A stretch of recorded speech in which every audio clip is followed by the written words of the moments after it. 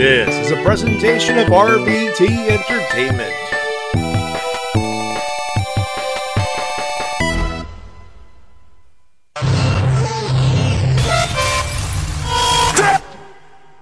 Ladies and gentlemen, this is your main event of the evening.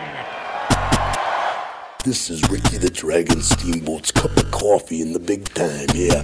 Cup of coffee in the big time. We'll go to NXT. We'll go to the CWC. Hell yeah. We'll be at 205 Live.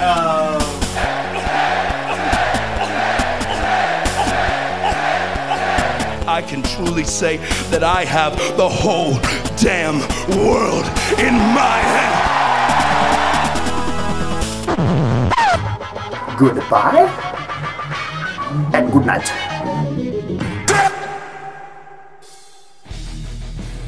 Hey, hi, hello, ladies and gentlemen, and welcome to the Wrestle-Cast, presented by RVT Entertainment on Podomatic.com, on thebrokeninfinite.com, Podomatic.com, iTunes, and wherever else may find this fine audio recording, and live on RVT Entertainment's official YouTube channel. We're talking about professional wrestling, both in the mainstream and the independent scene. My name's Matty Jay, and that's my buddy TWK.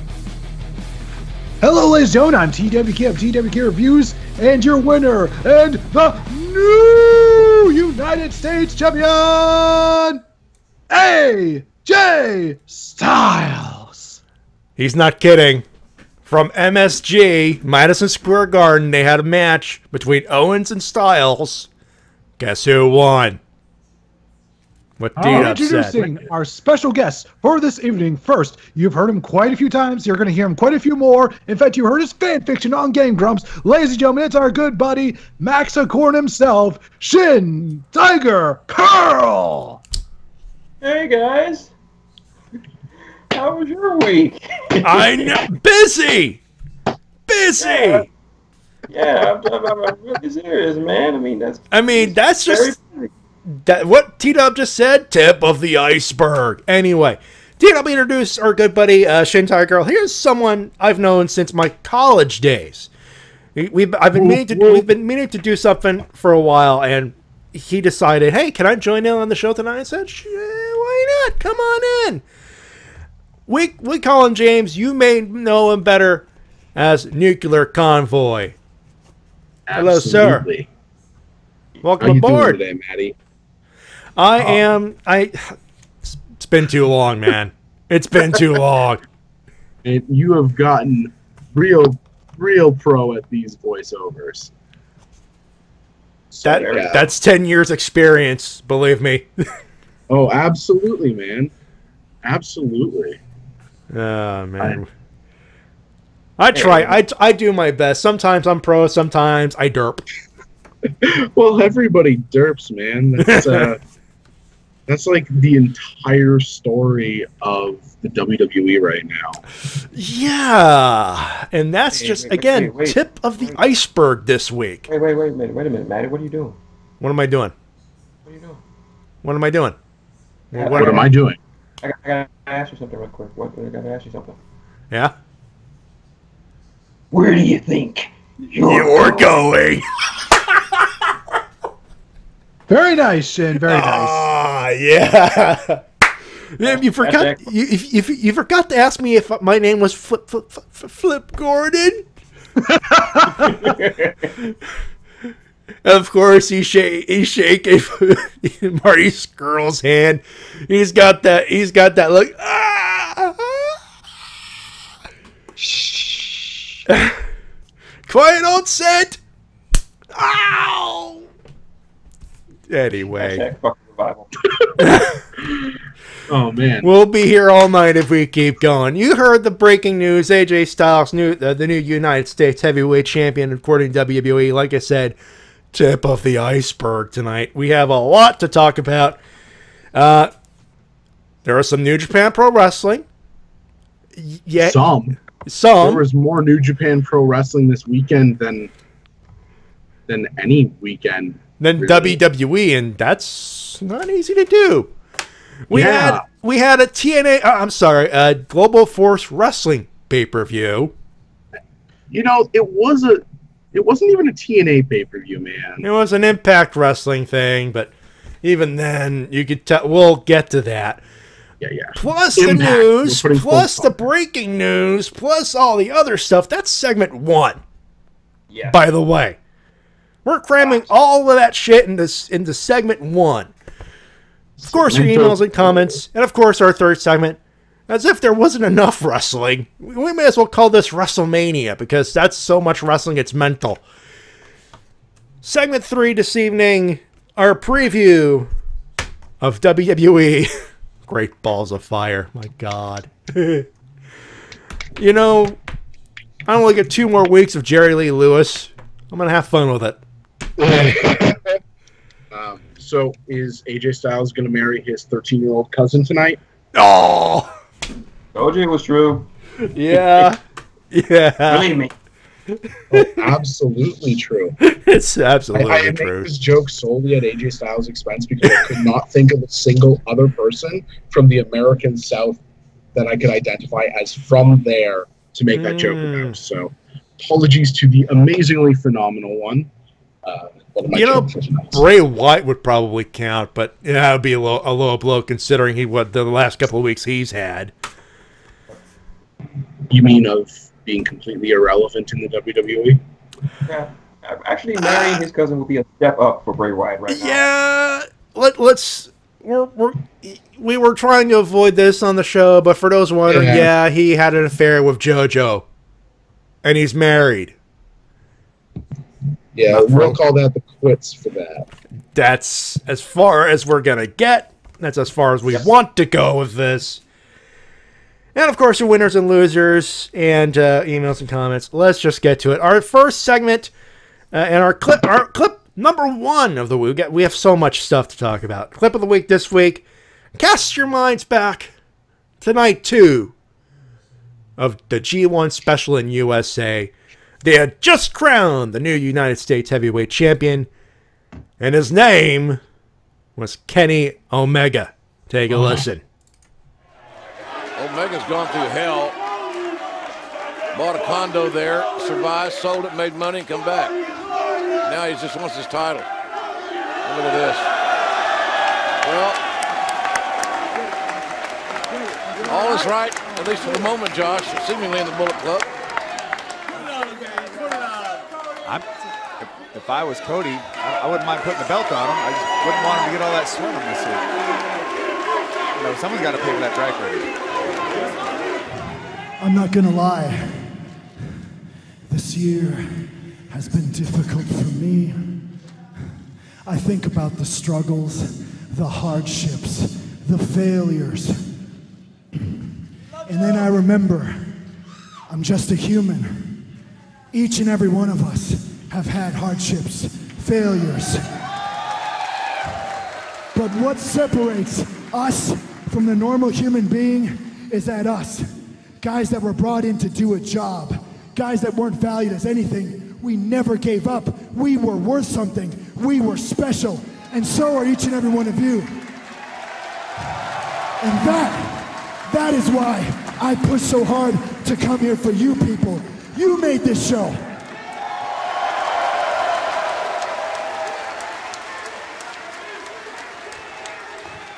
No one in Japan believed in us. We ran a 2,000-seat building. I said, screw that, we need 20,000. Next year, New Japan is coming. It's gonna be bigger, it's gonna be better than ever, and as long as we're piloting the ship, we will rule the wrestling world. Goodbye, and good night.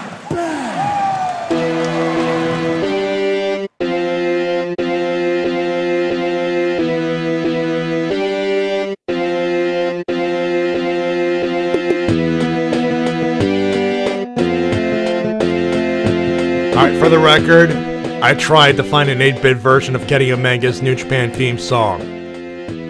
Couldn't find one. I could not find one. I know! Somebody out there, if you're actually listening and you know somebody who does it, let's get that made. I think Kenny would like it. Oh, it's already been made. Wait, what? Yeah. It's already been made. It's just that Alex Bailey took it when he whooped Kenny's ass at CEO. Oh. Alex Bailey, ShintigerCurl's new favorite pro wrestler. Anyway, you heard at the very beginning Jim Ross and Josh Barnett, and Jim Ross had a good quote there. One of the few. But, man, oh boy. Everybody's ragging on poor Jim Ross, and I agree 100%. Yeah. It was freaking horrible. But, come on, man. Like, I can't even fault the guy for sucking right now. Everybody, you know, Voices of Wrestling, their flagship podcast, has a great set of comments. Yeah. He should have done better. And this was a fireable quality performance. But and that was night one. That was night one. He had a better night, admittedly, in night two, and night two helped a lot in that regard. But that's one of the many things that kind of plagued night one. Let's get into the stuff because we have a lot of wrestling to go through and the news. Both evenings for the G1 special, the Long Beach Convention and Entertainment Center. It was July 1st and 2nd, night one. Usually what we do is we go through match by match. At this point, it's if you're a fan of New Japan, you know that most of the tags are usually you could skip them. Oh no, this week, folks, wonderful. The tag team, every tag match in both nights were pretty good. Especially in night two, and we will get to night two. There is one special mention where the crowd gets a thumbs up. Well, the crowd gets a thumbs up all around. They were a great crowd both nights. They were super hyped for every single match on this card. Like everyone got a pop, and Yoshitatsu got shit out of the building. That's awesome. Smart crowd. I love them. Yeah. I'm sorry. I hate to brag on Yoshitatsu, but he sucks. Let's be honest. I feel so sorry for him. They just settled him with the, hey, he's the wacky WWE guy. Oh, my God. Well, it's all to compensate for the fact that he is afraid to work like he used to. Because he doesn't want to break his fucking neck. Yeah, it's kind of sad because you see, like, there's these moments when I'm watching him and you see him getting booed and he's just like, I'm sorry. Like, you see inside his soul that that he's right, especially when he looks at guys like poor Katsuyori Shibata, who's never going to wrestle again. After like his last match being an outright classic, and he looks at that going, they hate me now, but I'll be around in 10 years. And sad thing, it's the truth. The multi-man tags, we're not going to go through all of them because, again, we usually skip them, but at the same time, don't skip them. Like, watch all 4 hours. Yeah. Of note, they started with Jay Lethal and Hangman Page in the U.S. Heavyweight title match. That was probably the worst match of it, but by no means, like, the worst match of the year. It was still a serviceable match, but... Yeah. It was... Outside of a botched lethal injection, it wasn't really all that bad. Yeah. It was just compared. I think half the problem is that the lethal injection is just a really shite finisher. It is too fiddly. It requires too much reliance on your opponent positioning themselves exactly. And so when you botch it, it reveals that it's faked. Yeah. Unlike like if you botch a power bomb, you can sort of play it off like, you know, the guy fights out of it if something's going wrong. You can fucking fix it. Yeah. Or you can just make it look like it hurts like a fucker. But, man, there's no way that you cannot make it look like an act if you sell a fucking move that didn't even touch you. Yeah. I do think maybe that he needs to sort of vary up his lethal injection a bit, because I've never been a fan of him springing off doing a handstand off the You know, ropes. the springboard thing is a little too much. But the lethal injection always seemed to me like a. And already in the chat, Brother Ball in the chat, you forget the best part of the G1 special: a picture of Okada outside of a Walmart. Yeah. Why? There is indeed a picture of Kazuchika Okada, you know, in an American flag T-shirt outside of a Walmart. Classy. Yeah. Also, apparently, he took the time to actually go to Arizona to visit Finn Balor. That's nice. And his old chaos running mate Shinsuke Nakamura, but let's not dwell too much into that. He was just there to say hi to some pals. That's all it was.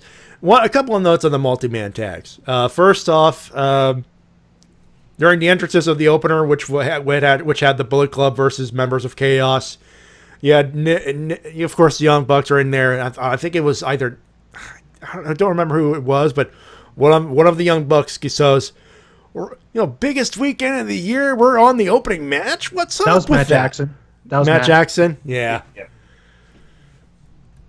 Yeah, you can tell because Matt has a much different voice in the neck. True. And of course, this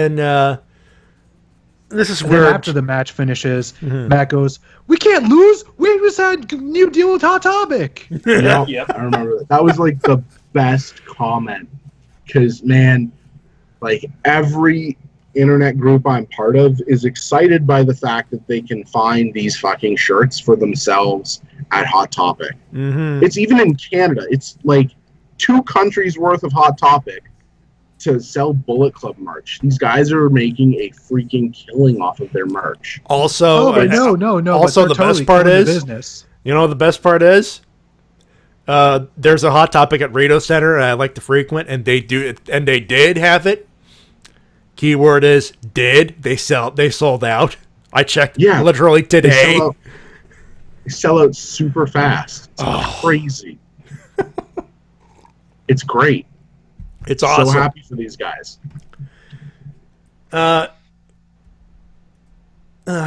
Jim Ross and Josh Barnett, though. God damn it. They tried, but at the same time, I really felt like Jim Ross didn't try. In fact, I have to bring up Tama Tonga just about maybe 45 this minutes needs to be brought up, I think. Yeah. Tama Tonga tweeted out just very shortly ago. I'm going to get up the exact tweet because I want to read this verbatim so that way I do not get this wrong. Mr. Bad Boy Tama Tonga on Twitter, at Tama_Tonga. Yep. Usually he's a very chill dude on Twitter, but he let the rage out today. He said, commentating sucked at G1 Special. At least Kevin Kelly knows the storylines and our fucking names. Yup. So, that, of course, first match was dominated by how frustrated I was with the fact that they kept calling the Briscoes by the wrong names when they were obviously acting as, like, their styles are so distinct from each other. And aesthetically speaking, I know who the fuck Mark Briscoe is. He's the one without the teeth. That and Mark Briscoe is the one who does all the kung fu. Yep. And all the animal sounds. Yep. It's like stupid easy to keep them apart from each other. And yet, the entire match, to the point where, of course, on night 2, he had to apologize on the air. Like, it wasn't once. It was, like... multiple times. Like, literally, they didn't even realize, and they called the entire match with them the wrong names. It was very, very sad. And speaking of bad commentary, during the entrances for LIJ, Jim Ross confused Evil and Bushi just because they're both wearing masks.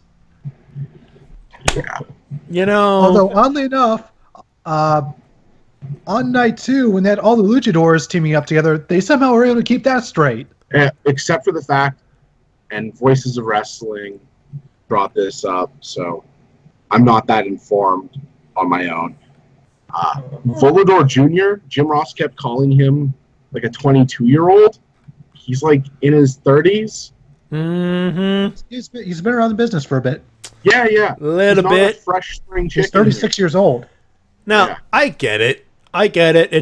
You're broadcasting this on Access TV. It's a big deal, and Access TV has their own crew. But would it have killed him to add a third guy in there? Yeah, but to fill in the Kevin gaps that they Kelly weren't would have aware been of. perfect in that role.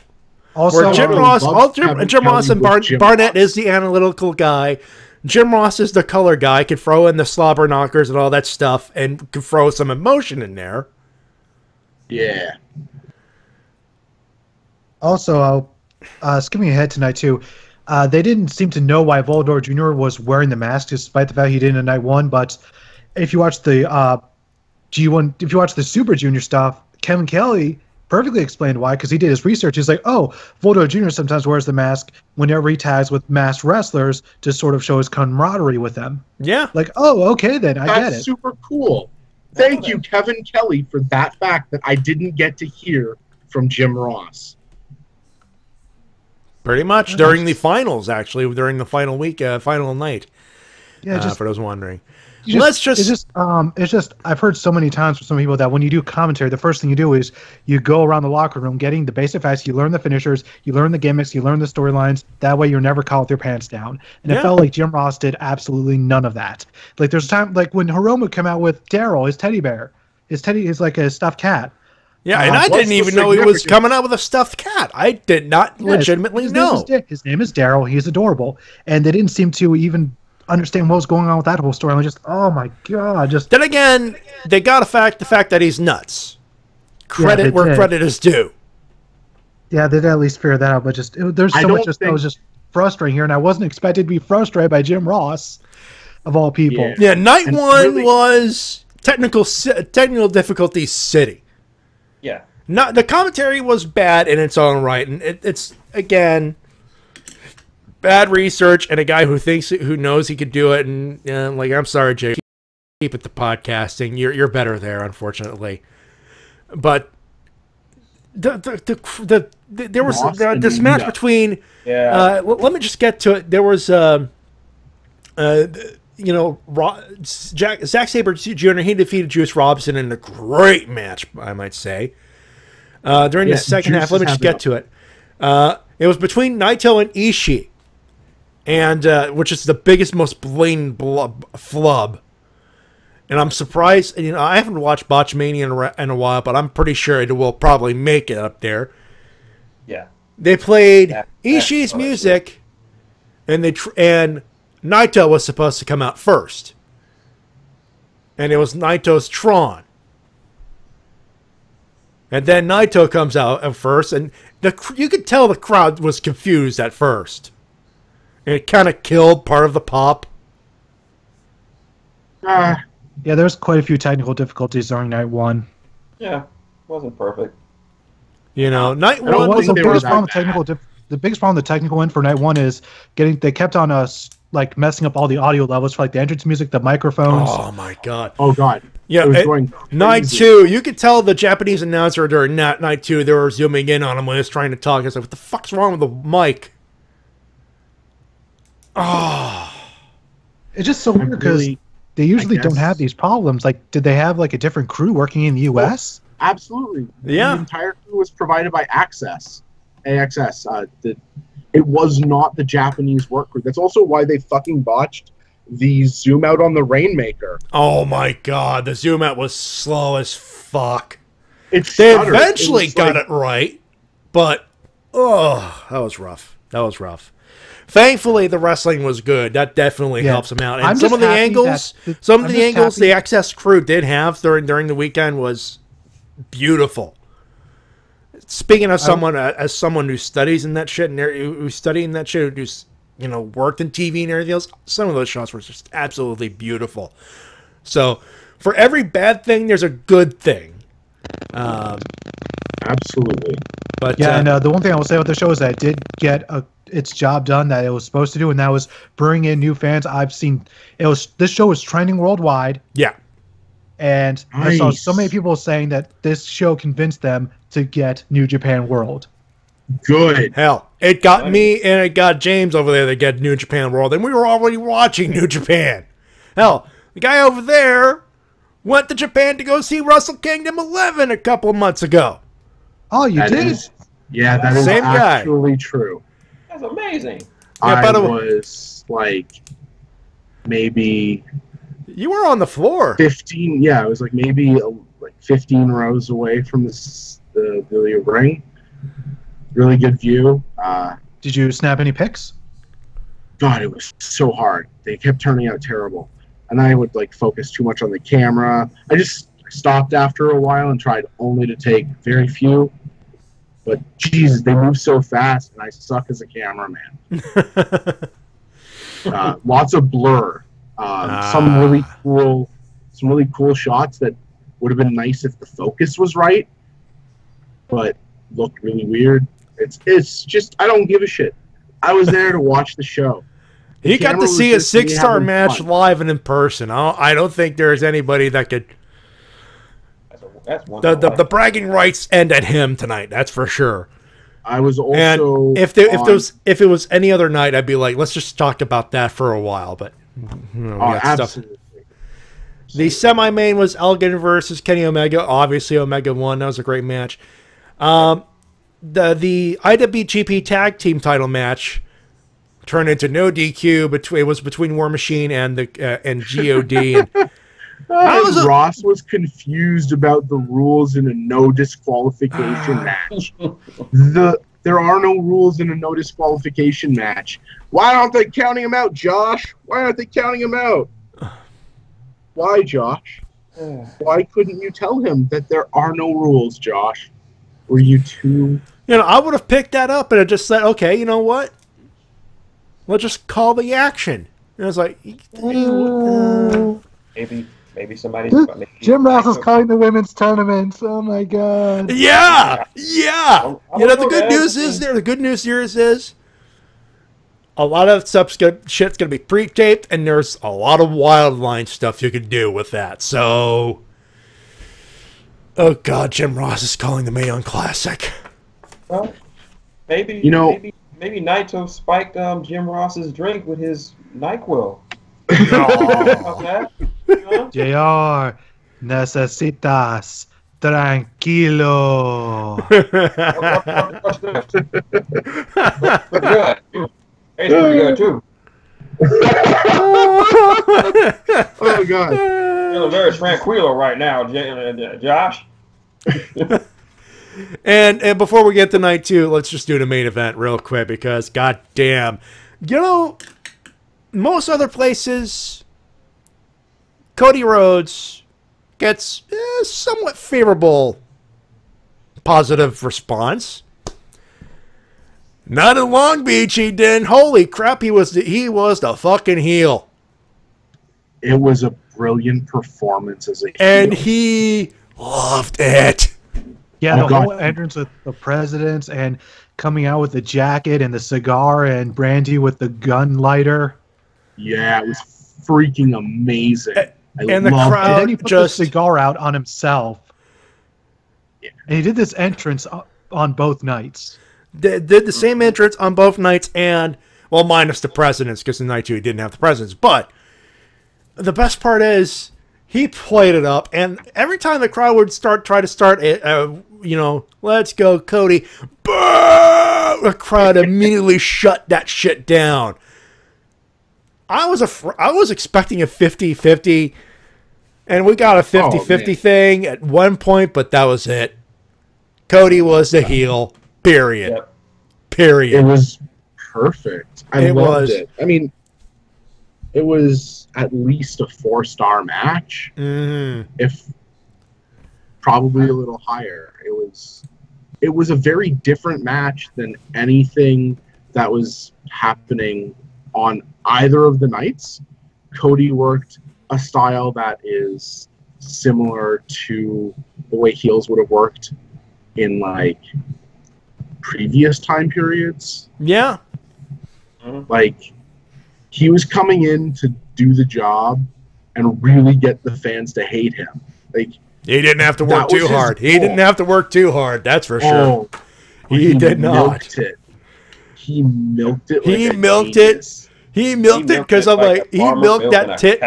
He milked that heat titty till the last drop, and it made everybody in that match look good. Grade A, 100% heel heat. Yeah, nothing like it. Folks, you want to know what heel heat is supposed to be? That match, right there. It was beauty. I don't even think people knew he was. And of course, the hold on. I believe ShintigerCurl is trying to get Roman Reigns to get out of the mic there. I was doing good too. They people boo me because get out, Roman. Get out. We're not talking about you.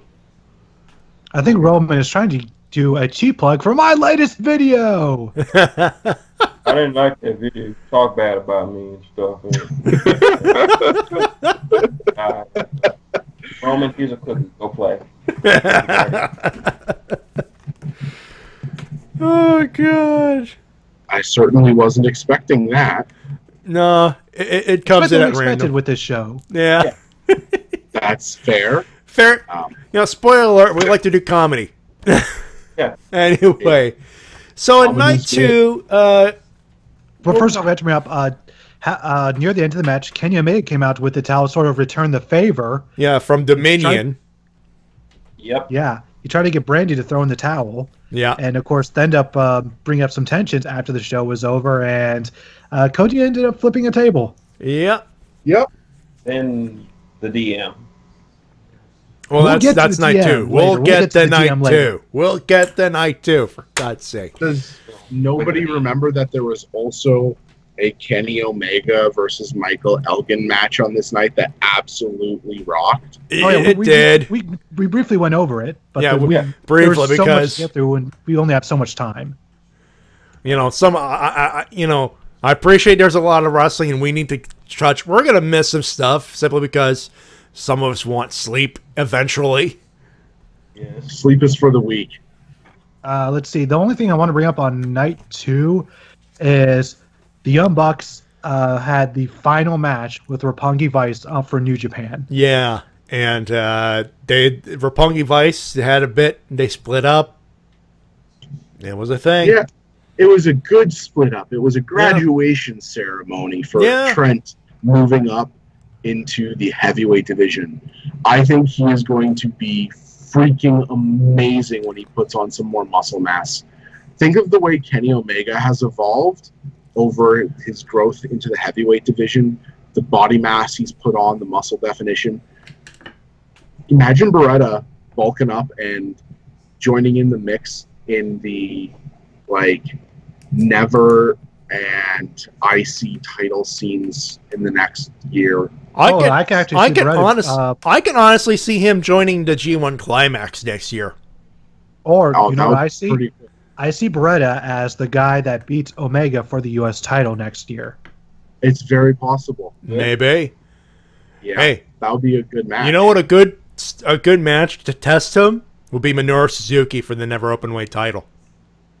By the way, I also have to bring up the Young Bucks debuting the Herb Meltzer driver.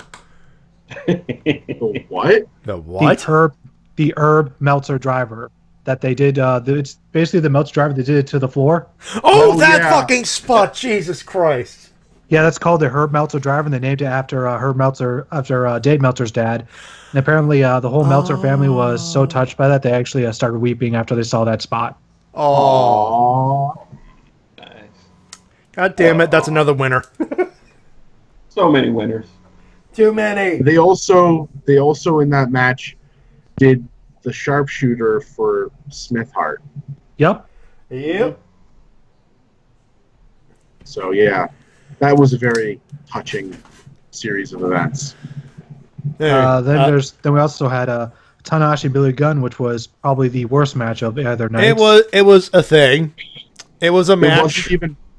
It was a match, and that's probably the most positive thing we could say about that match. There was nothing. The worst singles match that Hiroshi Tanahashi has ever been in. Hey, Billy Gunn's got something on the Hiroshi Tanahashi. It still sucked. This match was just kind of all right, and what was really shocking is the crowd actually bought into the false finish. They did. Well, that's what helps. It helps when you have a good crowd. But I think they were... And a good referee.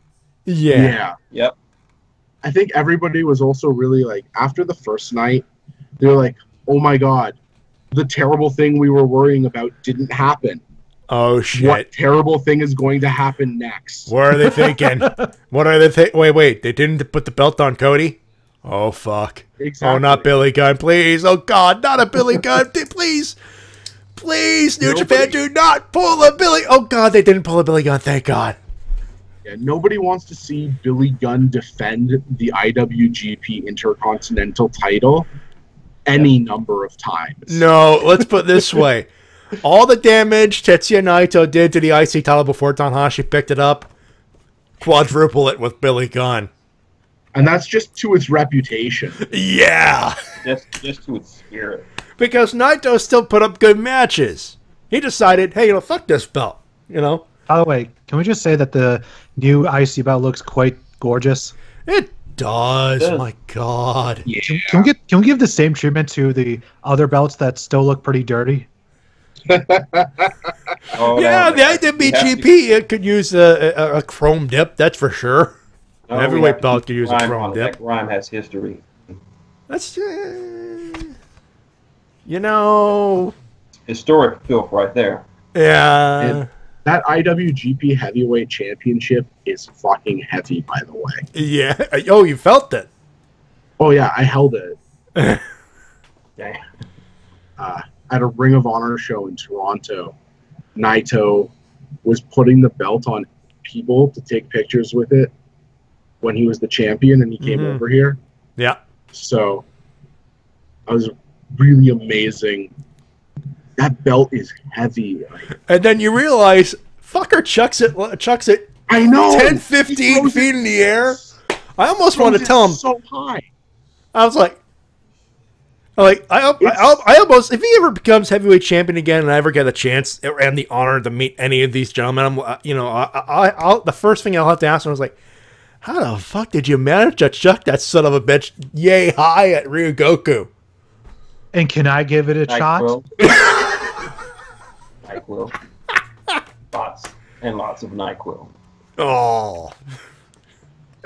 Well, if I ever meet Naito while he's champion, I'm gonna ask, hey, can I give it a shot? Can I toss in the air, please? Sure, go for it. Well, that's if his gimmick still conforms at the time. Yeah, that's true. That's true. People are saying it's going to be Okada versus Naito at the next Dome. I don't want it to be, but it makes sense. Naito Okada at Wrestle Kingdom 12? Yeah. I wouldn't mind seeing that, especially as it would elevate Naito to that sort of be the next big rival for Okada, although there's also another rumor saying that Omega could also be slotted into there. No, you're all wrong. You're all wrong. There's only one person who should challenge Okada for the IWGP World Heavyweight title, and we all know who that is.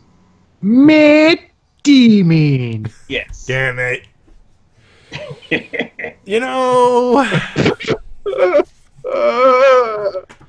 I understand Matt Damon is in everything, but he cannot be in the main event of a Wrestle Kingdom of a Dome show. Says who? I would find him and punch him in the penis. If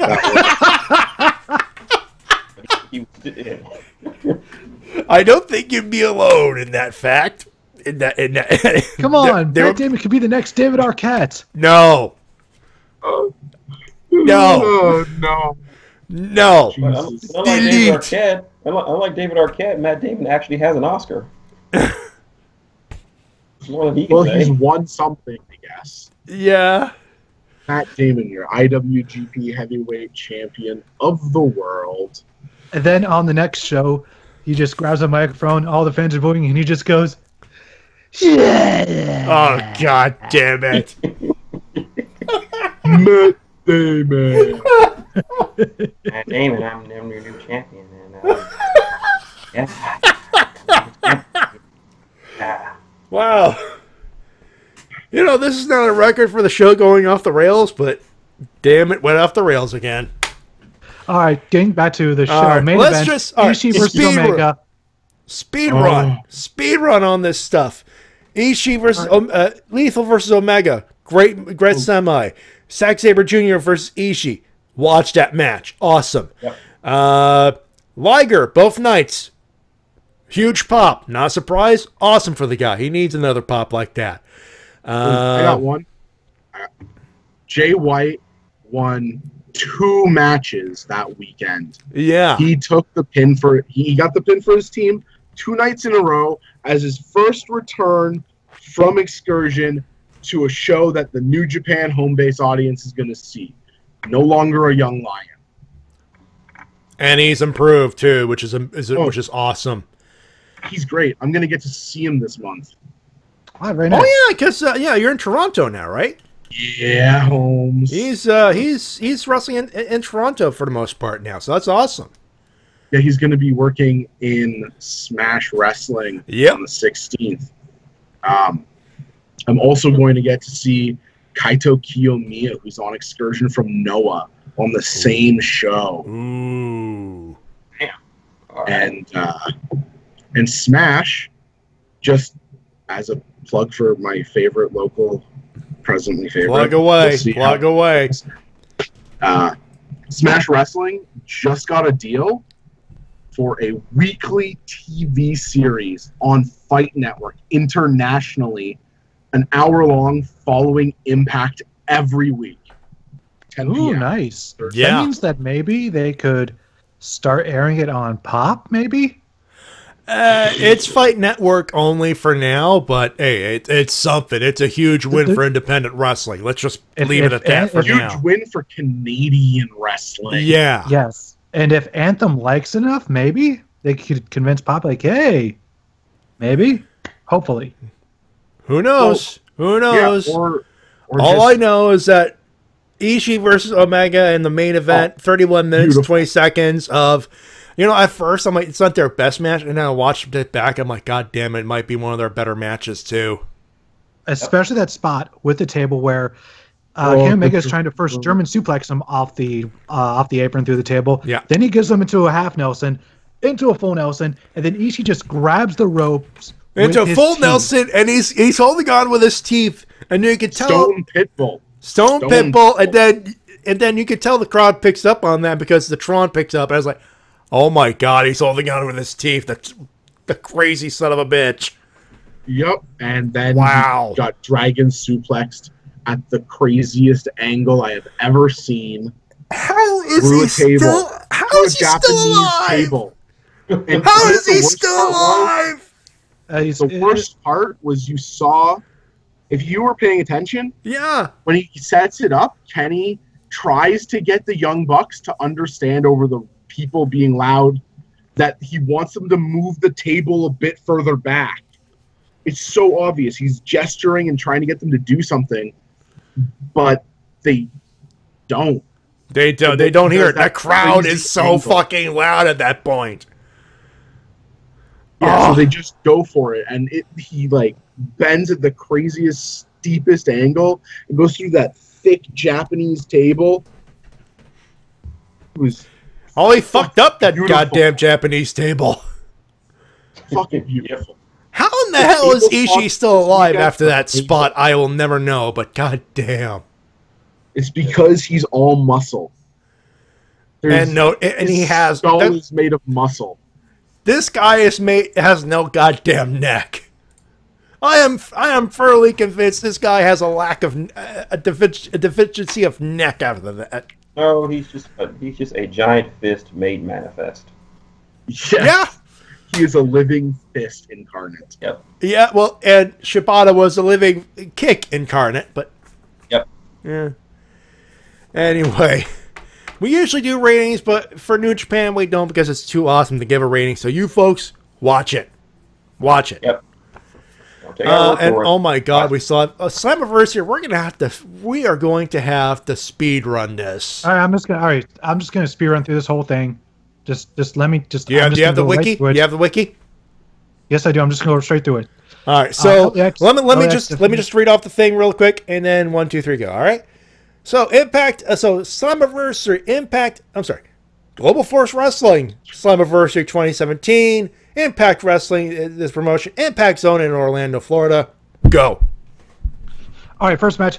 LAX defeated AAA team of Heel del Fantasma and Drago. Garza Jr. and Laredo Kid defending Crash Promotion. And now Michi Marufuji and Taiji Ishimori defending Pro Wrestling Noah. Great match. Go watch it. D'Angelo Williams and New Moose defeated Chris Adonis and Eli Drake. Great match. And this is just a one-off match featuring D'Angelo Williams, which is very sad because he was actually a really good wrestler out of all the athletes to transition to become wrestlers. So I really do hope he returns to pro wrestling. Then we had EC3 defeating GM Storm by knocking him the fuck out and then delivering a sort of a double arm pile driver. Very nice stuff. And then JB and Joseph Park defeated Josh Matthews and Scott Steiner in a super entertaining match. Go watch it. Alicia Edwards and Eddie Edwards defeated Angelina Love Edwards and Angelina Love Richards and David Richards in a Grateful Male Mayhem match. Go watch it. Sanjay Dutt defeated Loki in 2 out of 3 Falls match for the Exhibition title. Really great stuff, although the crowd's kind of tired out from the previous 2 matches because the previous 2 matches were no DQ matches, so it's kind of just weird how they order things. Then Stana defeated Rosemary, technically by submission, by making Rosemary pass out with a chokehold after putting mist into her eyes. And then Alberto Patron defeated Lashley to unify the GFW Impact World titles. Overall, really good show. Go watch each and every match. Each and every match delivered. Holy fuck, this actually blew out every WWE pay-per-view pretty much this year out of the water. He's not Impact kidding. have been doing amazingly, in my opinion, over the last 5 to 7 weeks. So, after all these results, a couple of notes. One, Naomichi Marufuji, looking good, brother. It's been, a slick Japanese Elvis. I'm telling you, and I feel bad that they had a major fallout. That Noah and New Japan had a fallout because having seen his matches last year was awesome.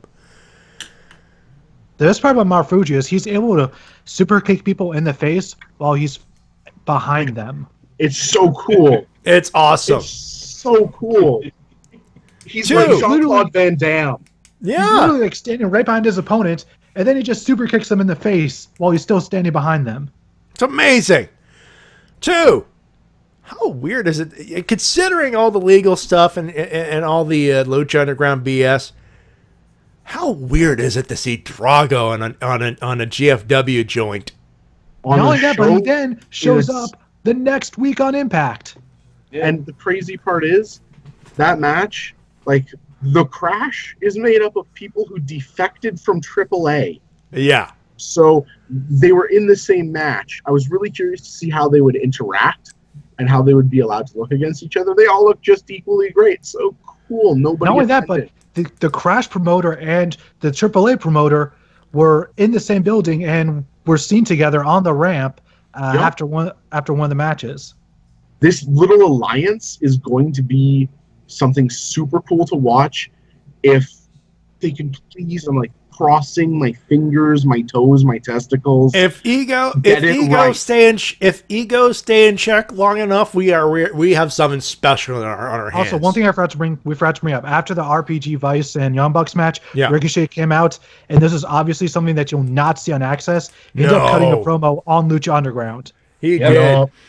A particular underground fighting company were being pricks. Shots fired.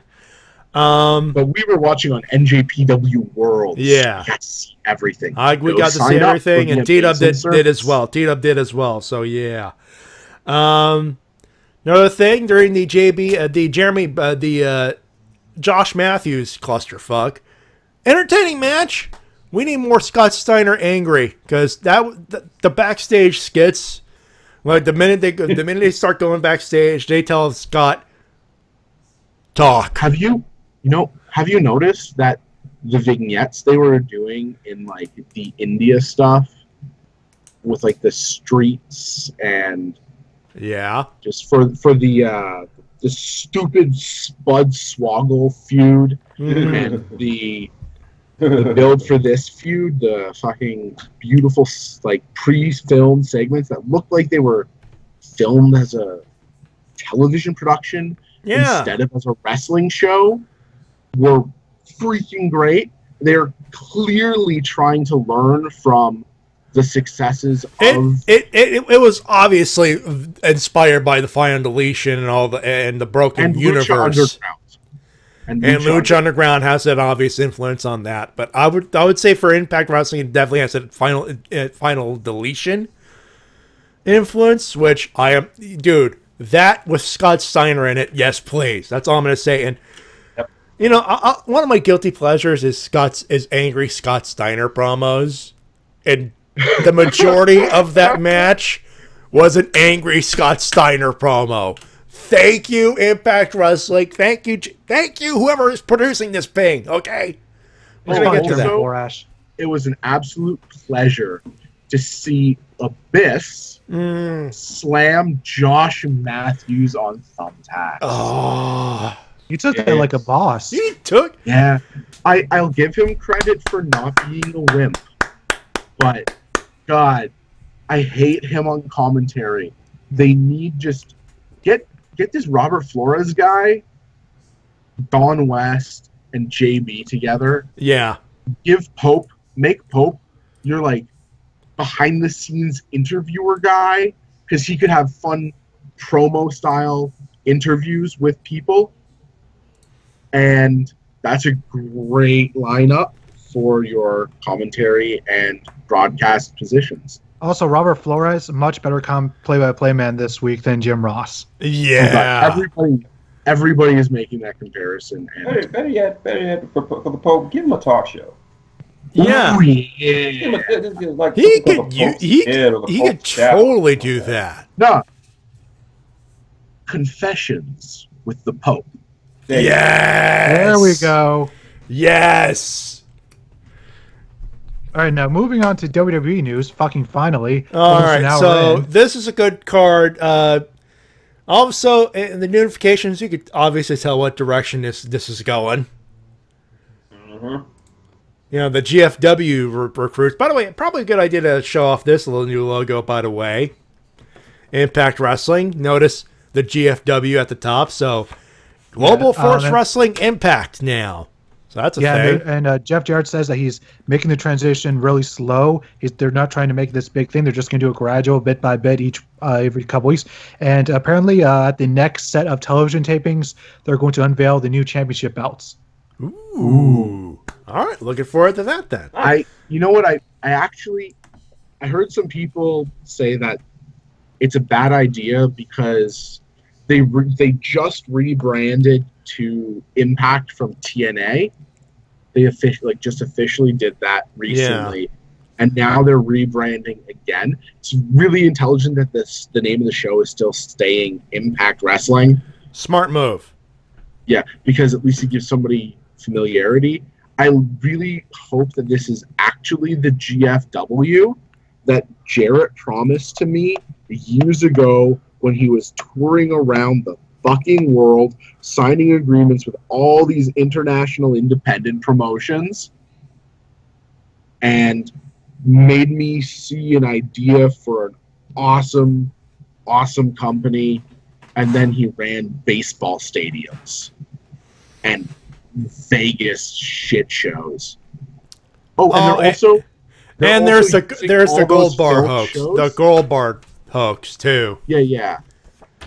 And then there's the fact that all those filmed GFW episodes that they did that they have been trying to shop around, those are going to be released, from what I understand, as one-night only episodes to fulfill their required contracts of one-night only episodes to the broadcasters that they've agreed to produce these for.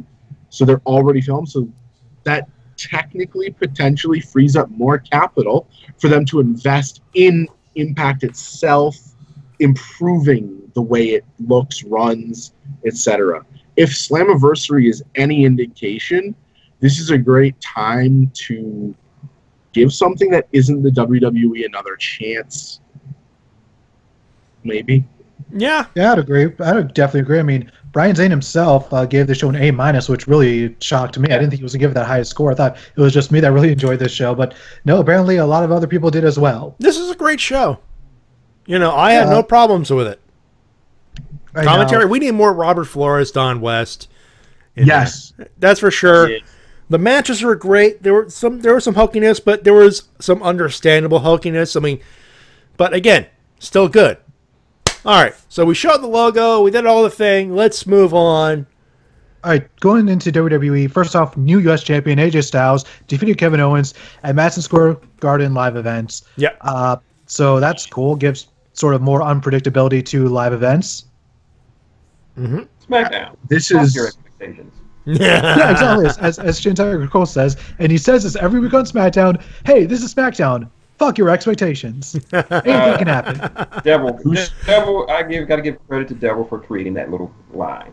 Oh yeah, thank you, Devil Focus Stick. Yeah. And he's in the chat, so yeah. Yeah. Also, before we continue, someone named Dizzy in the chat.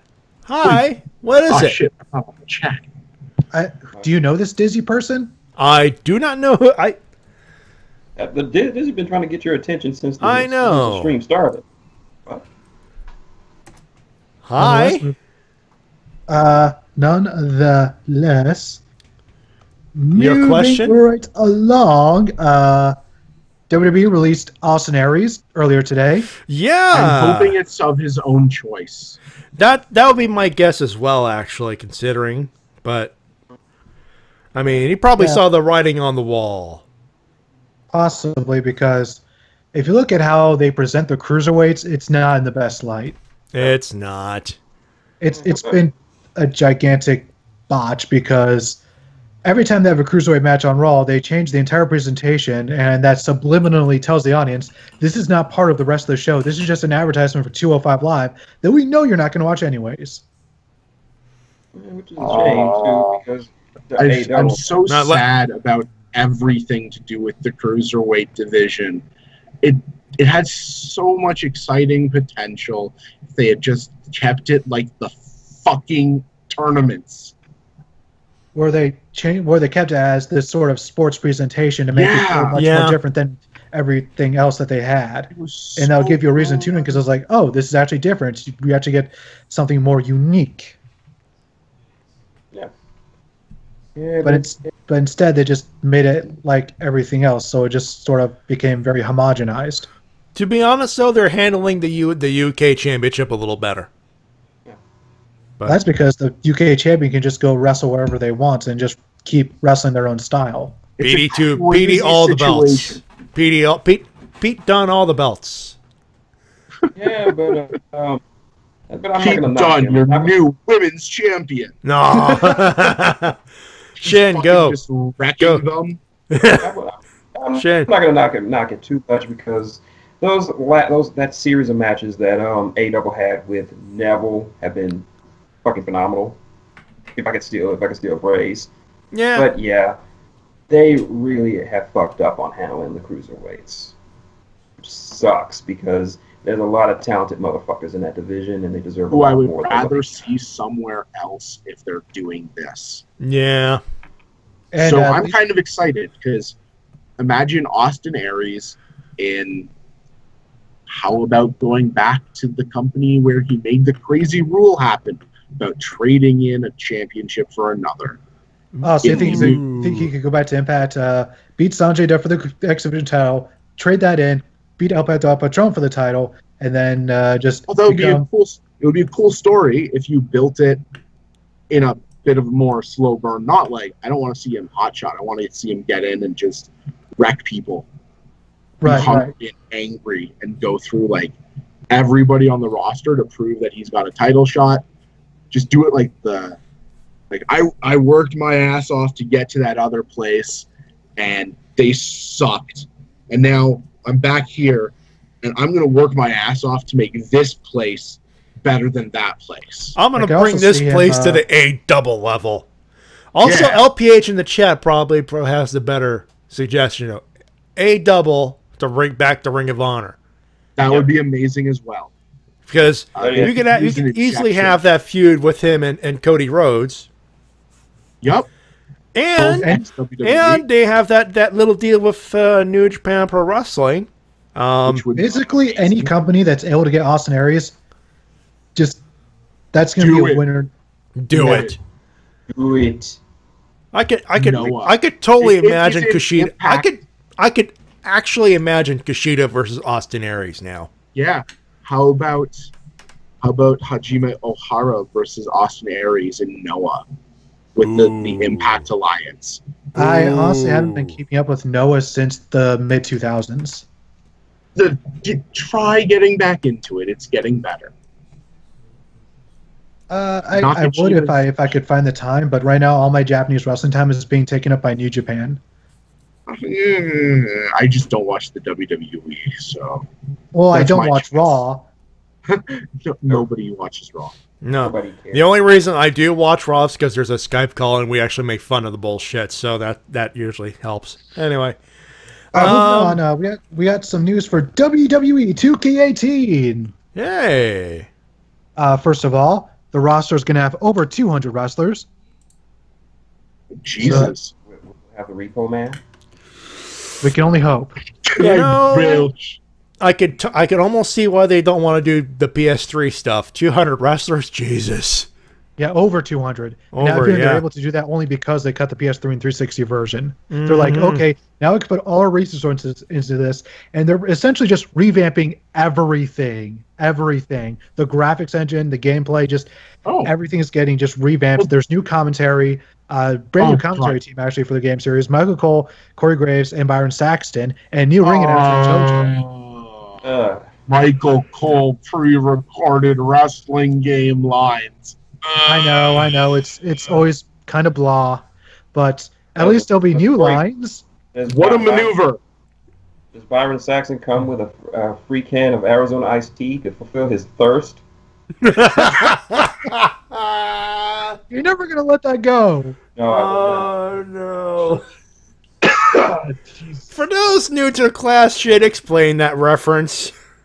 Yes, because if you've watched Ride Along featuring what was it? Tom Phillips, Corey Graves, and Nia Jax. Yeah. Nia Jax gets a phone call from fucking Byron Saxton, and Byron is hella thirsty.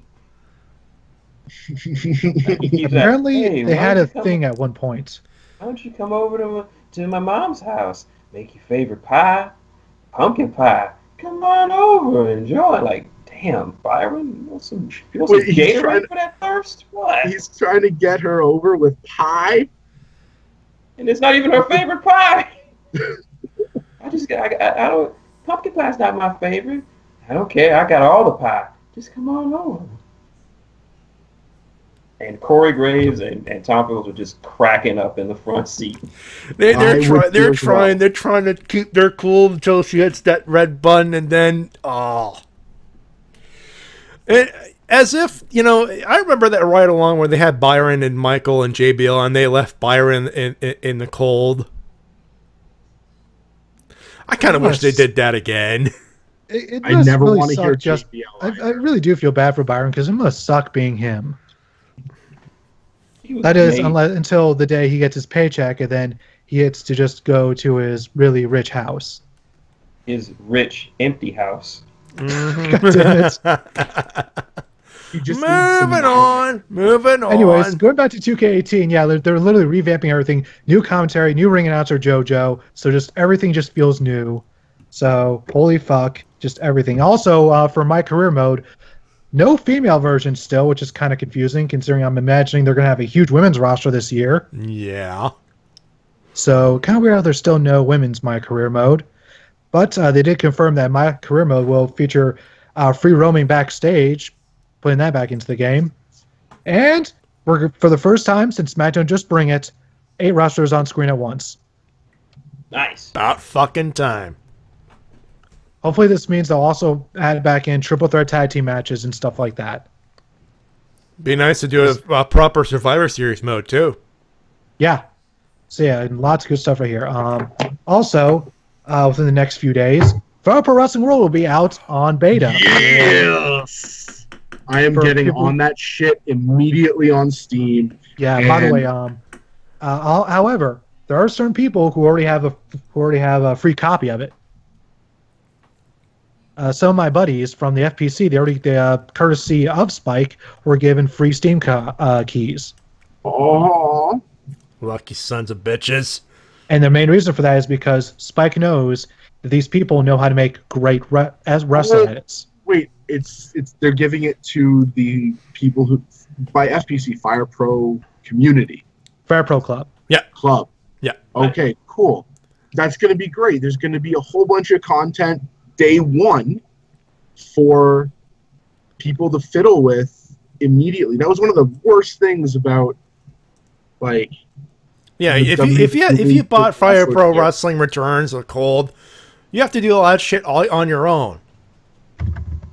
Yeah, with Fire Pro World, there's some downloadable content now. Yeah, and it's all the great thing is it's all going to be through Steam Workshop, so nobody's making money on it.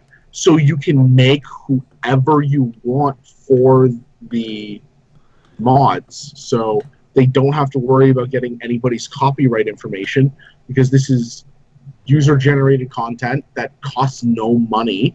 You cannot control it. It's part of like the, you know what I'm trying to say.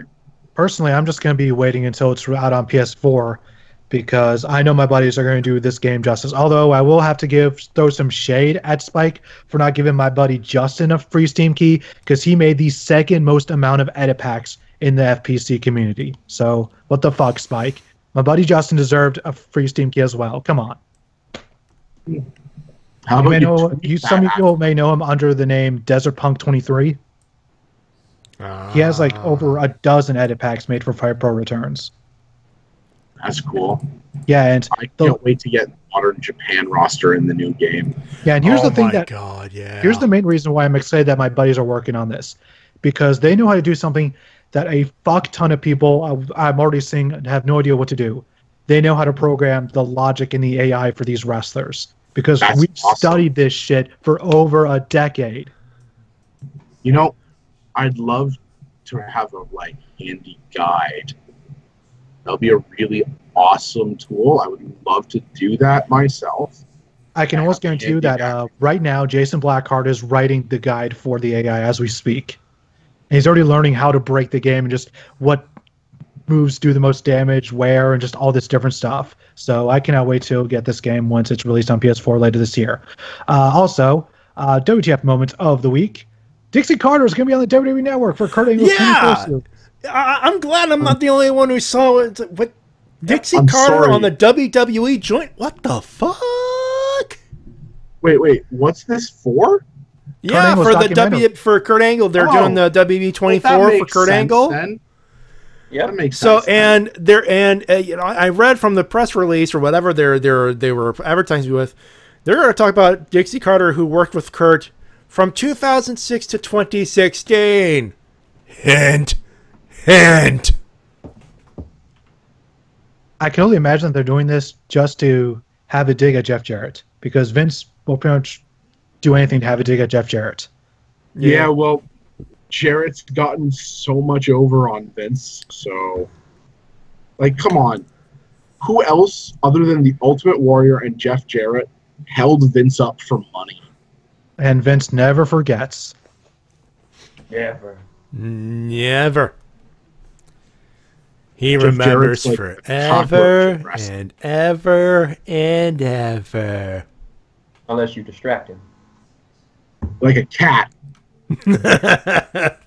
Yep. Imagine fucking Vince on his knees, doing that little cat thing, purring, rubbing up against you. No. You weren't really. You know what pissed off Vince would be? Him chasing a laser beam, a laser dot pointer. And his meows are not meows. His meows are him cursing. Definitely. This light. It's eluding me. Quick, have sex with your brother. That'll fix it.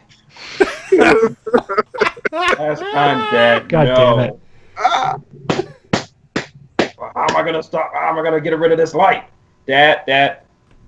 Gary Stridham. Gary Stridham. All right. So, Jesus Christ. So, Shin, you like One Piece, right? Yes.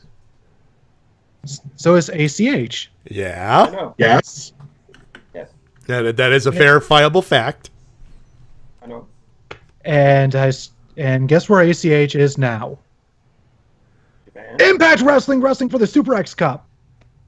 Yeah, I saw that. Yeah. Impact, yeah. He's representing like AAW or something.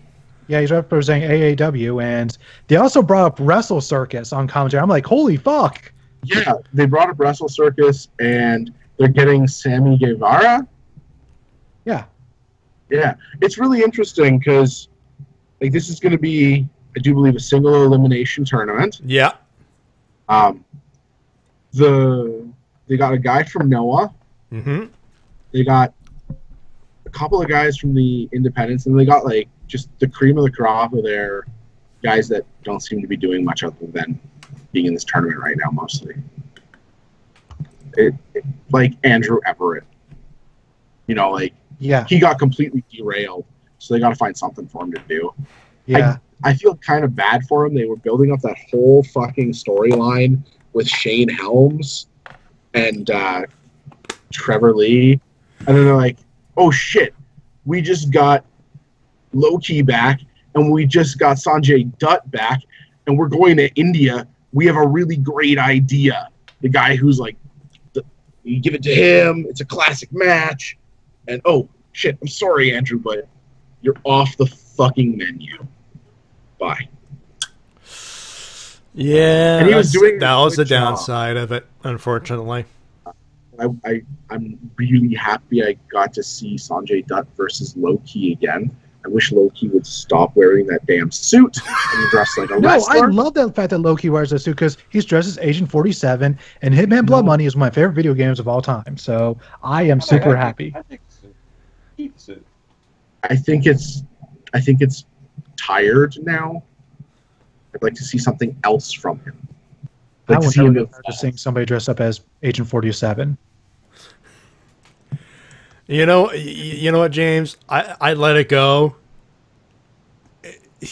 I'm not gonna bug him for Hitman. He likes that game too much. Sure. He's a video game nerd.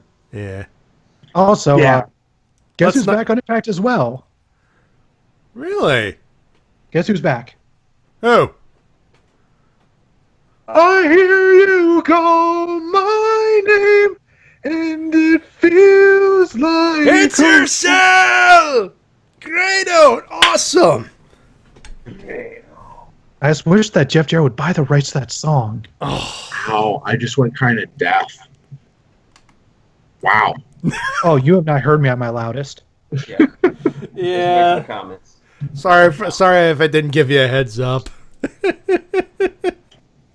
Well, now I know. And knowing is half the battle.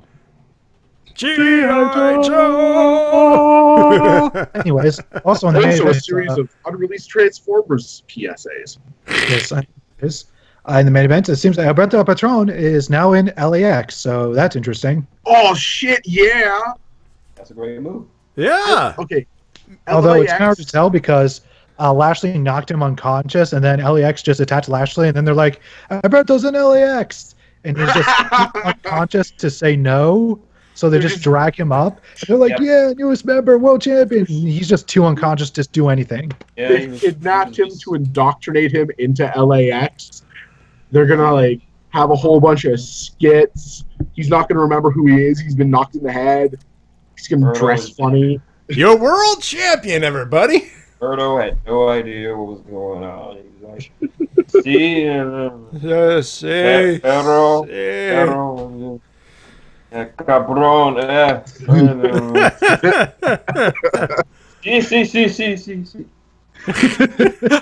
now you think he's okay? Nah, man, he's cool. He's down with 5150.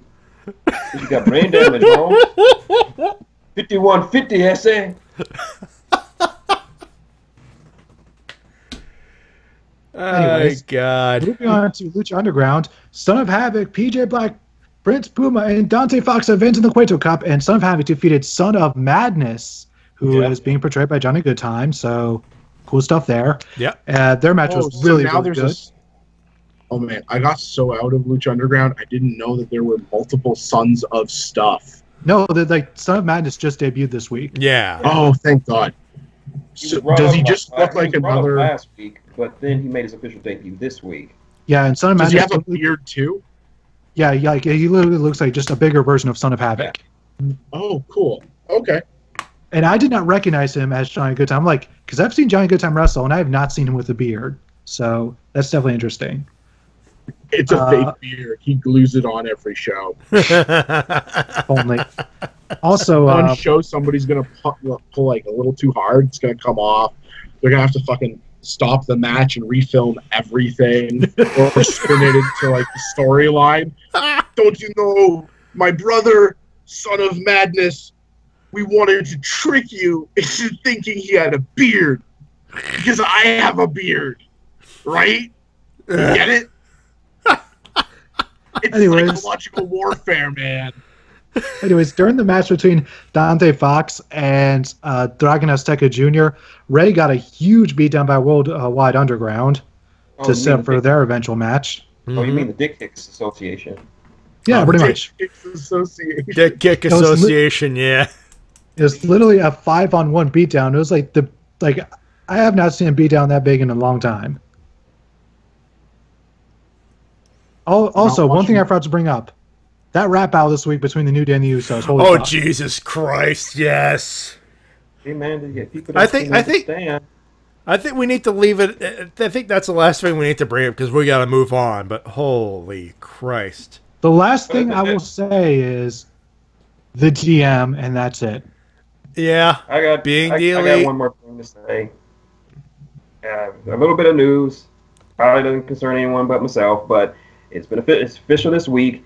Xavier Woods has entered the 2017 Evo Grand Championships. That's right. Yeah, there's a Tekken 7 and Street Fighter 5. Yeah, there's a couple of screen caps, and Austin Creed happens to be up there. Gee, I wonder who that could be. That's next weekend. Next weekend, yeah. I hope he doesn't put any pools with any fucking killers like Daigo or Justin Wong or Papa Valle or. Wait, how high do you really think he's gonna go? Depends on who he's in the pools with, because if he gets a good pool, then he could probably go up to like Street Fighter top 32. And by good pool, you mean a pool filled with people who are scrubs compared to him? Not scrubs, just not any killers. Favorable match. Apparently, the first match is going to be Tekken, because I saw him streaming that the other day. Yeah. Yeah, well, Tekken always happens earlier in the day than Street Fighter, because Street Fighter is the bigger draw for their Twitch streams, and they want more people to be able to watch it. There's less people who are going to watch fighting games earlier in the day, so only the hardcore fans really tune in, but they want to get the entire fan base who are just going to watch the entire Evo as well. Yeah. As the people who only have limited time. It's a good idea for Street Fighter because it is the most popular game. But Tekken doesn't look as fluid sometimes. Too many weird bounces. I'd say Tekken is better than Street Fighter 5, honestly. I've always been more of a Tekken fan than Street Fighter. Probably mechanically, but there's something about the way the visuals look that I don't like as much. Have you seen the improvements to this year's game? Because they made a lot of under the hood improvements. Tekken 7 looked amazing. I am in agreement that the game looked amazing. I'm not talking about actual graphics. I'm talking about like aesthetics and presentation. I think Street Fighter 5 is more friendly to a more general audience and is therefore more successful because it's a little more cartoony. It doesn't have as much darkness or like. Yeah, I guess I could see that. Although it's easier for people watching to understand because of how they move and the way combos work. There's not as much like catching you off of weird floor bounces. This is nothing to do with the actual quality of the games and the gameplay themselves. It's simply, I think it presents better and therefore attracts more fans, and it looks easier to get into, so more people like it. You know what I'm saying? Yeah, and with that, I think Matty wants to get to the second segment so we can get that part over with. Moving on. Yep. Sorry. Yeah, and you know what? It was one of those things. Plus, Evil Reverend more in the chat. I prefer Tekken. I finally got a chance to play it last week. Also, just so wait, no Mortal Kombat love? Aw. Oh, I enjoy Mortal Kombat. It's my second favorite fighting game series. That is, unless you count Smash Brothers, because for me it goes Smash Brothers, Tekken, Mortal Kombat. That's fair enough. Anyway, that's all the wrestling news. I'm gonna hit this button and say it's time for your emails and comments of the week. You can send them at the Wrestle-Cast at gmail.com. Hey, it's been a while since we started the show. This segment past an hour of showtime. It's been a while. Let's see. Where am I? There we go. I need to find my stuff here. A couple of plugs. Obviously, I'll be going to Japan World Heroes in Los Angeles, California, with, of course, my buddy Easy, who just did that thing, that announcement.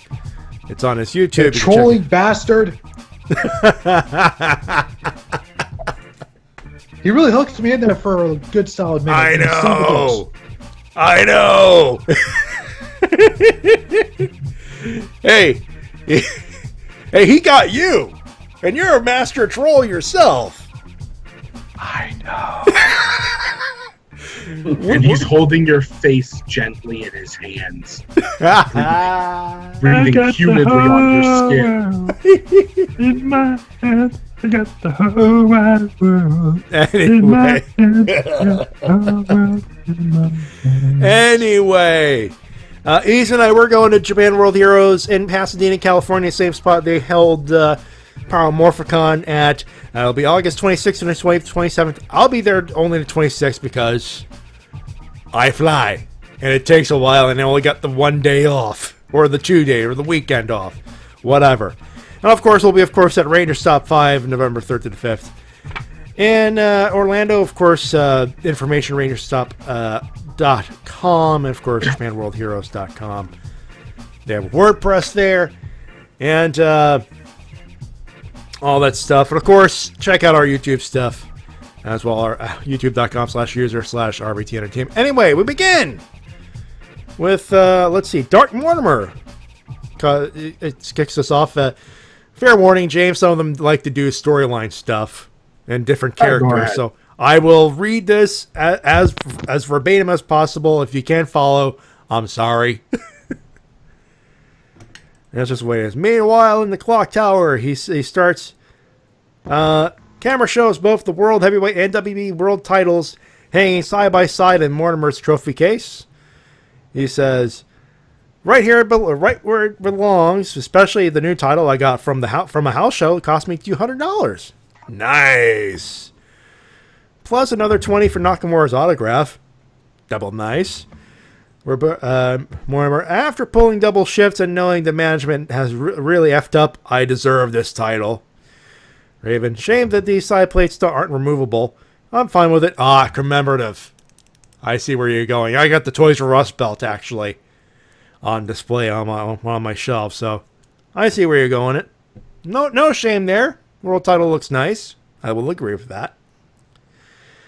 I'm fine with it. Hey, so pay-per-view this week. Just Great Balls of Fire. Bloody hell! Before I get to that, there's some notes from Saturday's SmackDown show. He was actually at a house show in Odessa, Texas. There was an 8-man tag team match. Playa, American Alpha, Team American Fashion, which I believe was American Alpha and the Fashion Popo, taking on Big Red Eric Rowan. Okay. With the Ascension and Primo, I think. Winners Alpha and Police. Aiden English took on Luke Harper. English insults the town. Completely agree with him. While singing, Luke had a good pop. Awesome. Triple threat tag match for the Dallas Cowboy tag titles. The New Day, who came out with a big pop, versus Super Hype Bros 64 versus the Usos. Crowd really was cheering for them. Obvious which team has won and should have won the rap battle, he says. I think we could all agree with that. Well, to be fair, the Usos got themselves DQ'd by laying their hands on the New Day, so... Yeah. But that was a hell of a burn. we'll get the, you know. Ooh, what a burn! Fuel is pumping engines, burning hot. Okay, that's and clean. That's enough. Jeez. Raven looks at the camera. Fuck the hacker. Takes a sip of takes a sip of tea from a cup with a "Fuck Alberto" t-shirt. "Fuck Alberto" on it. All right. 6-woman tag match between Becky, who was still selling the leg injury. Nice. Charlotte and the debuting her Light Bright Championship, Naomi, versus the Welcoming Committee. Winner, the Faces. The Ring of Honor U.S. title match. Steen versus Styles versus Generico. Match of the bloody night, he says. Nice. Rusev kills Stan, leaving Rusev 3-0 here in this town. First two were against Swagger. Yeah, for those wondering, Stan, Ty Dillinger. That was way referencing. See, I just kicked Stan. Main event, Nakamura and Randy Orton versus Jinder and Corbin. Besides a lot of tag matches, some drunken a-hole who said boring at every match. It was a great show. By the way, Rip, as our guest here, Rip Van Winkle, not yet, my lord. All right, so the pay-per-view itself, the Heat pre-kick-off show, Cruiserweight Championship match, the King of the Cruiserweights versus Titus Worldwide's international superstar, Akira Tozawa. He's calling Neville to retain. WWE Vengeance, because fuck Great Balls of Fire. It's a stupid name to begin with. Okay. 30-minute Iron Man match for the Atlanta Falcons Tag Team Championship. The European Connection versus the non-Broken Hardys. He's calling Sheamus and Cesaro to retain. IC title match. A Man Who Hates Bears versus John fucking Moxley. Winner, he's calling Miz to retain the Intercontinental title. The Mega Powers explode. Enzo Amore versus Enzo Amore and Big Cass versus Enzo Amore versus Big Cass. Winner, he's calling the Casshole to win. That's fair. They've got to build up the new heel, which is sad. Enzo's a good talker. He'll rebound. Can't say much about Big Cass, sadly. God versus Man match. Bray Wyatt versus Seth Rollins. Winner, you actually have to flip a coin. Seth. Women's Championship, Harley versus Joker. Sasha did dress as the Joker that one long Halloween. Winner, he's calling Alexa Bliss to retain. An ambulance match. Roman, crowd starts booing. Roman, boo! The Big Red Dog versus the Monster Among Men, Braun. Yay! Strowman. No, really. Braun Strowman. Huge. And he's improved so much. You have no idea. Winner, I wouldn't be surprised if Roman wins. We'll get to that. The Universal... the Universal Remote Championship. Hi, my name is Samoa Joe, and I'm gonna kill you! Versus... I'm Brock Lesnar. Get out. He's calling... there's a reference. Yeah. What is it, T-Dub? That was a reference. Yeah, I know. WWE, are you serious? When Josh Matthews actually was funny. Ish. Definitely an ish. Yes. I didn't hate him yet. Yeah, when we didn't actually hate him yet. He's calling Lesnar to retain. Doorbell rings. Oh, that's our guest. Roberta, Master Mortimer. The group called Sanity is here. Eric Young. So, Mortimer, I believe there's some... I can't do Eric Young. I'm sorry. I know he's got a raspy voice. I don't want to kill my voice. I still got about an hour show yet. It sounds like he's grinding his vocal cords to shreds every time he talks. It's awesome. I know. And I don't want to... He's going to just... One day he's going to be mid-promo, and he's just going to be moving his mouth and not realizing that he's destroyed his entire voice and just air is emanating from his mouth, and his veins are going to be popping, and he's going to be looking absolutely batshit crazy, and everybody's going to start laughing.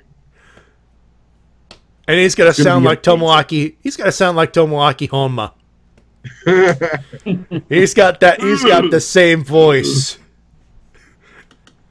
I can't even try that. It hurts. And hence, I will not attempt to do so. Continuing the email.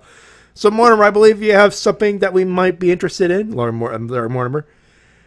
Yes, how does beating the hell out of some drunken asshole for interrupting a wrestling show sound to you? EY? Not sure. I mean, he hasn't said anything that would insult drunken asshole. Boring!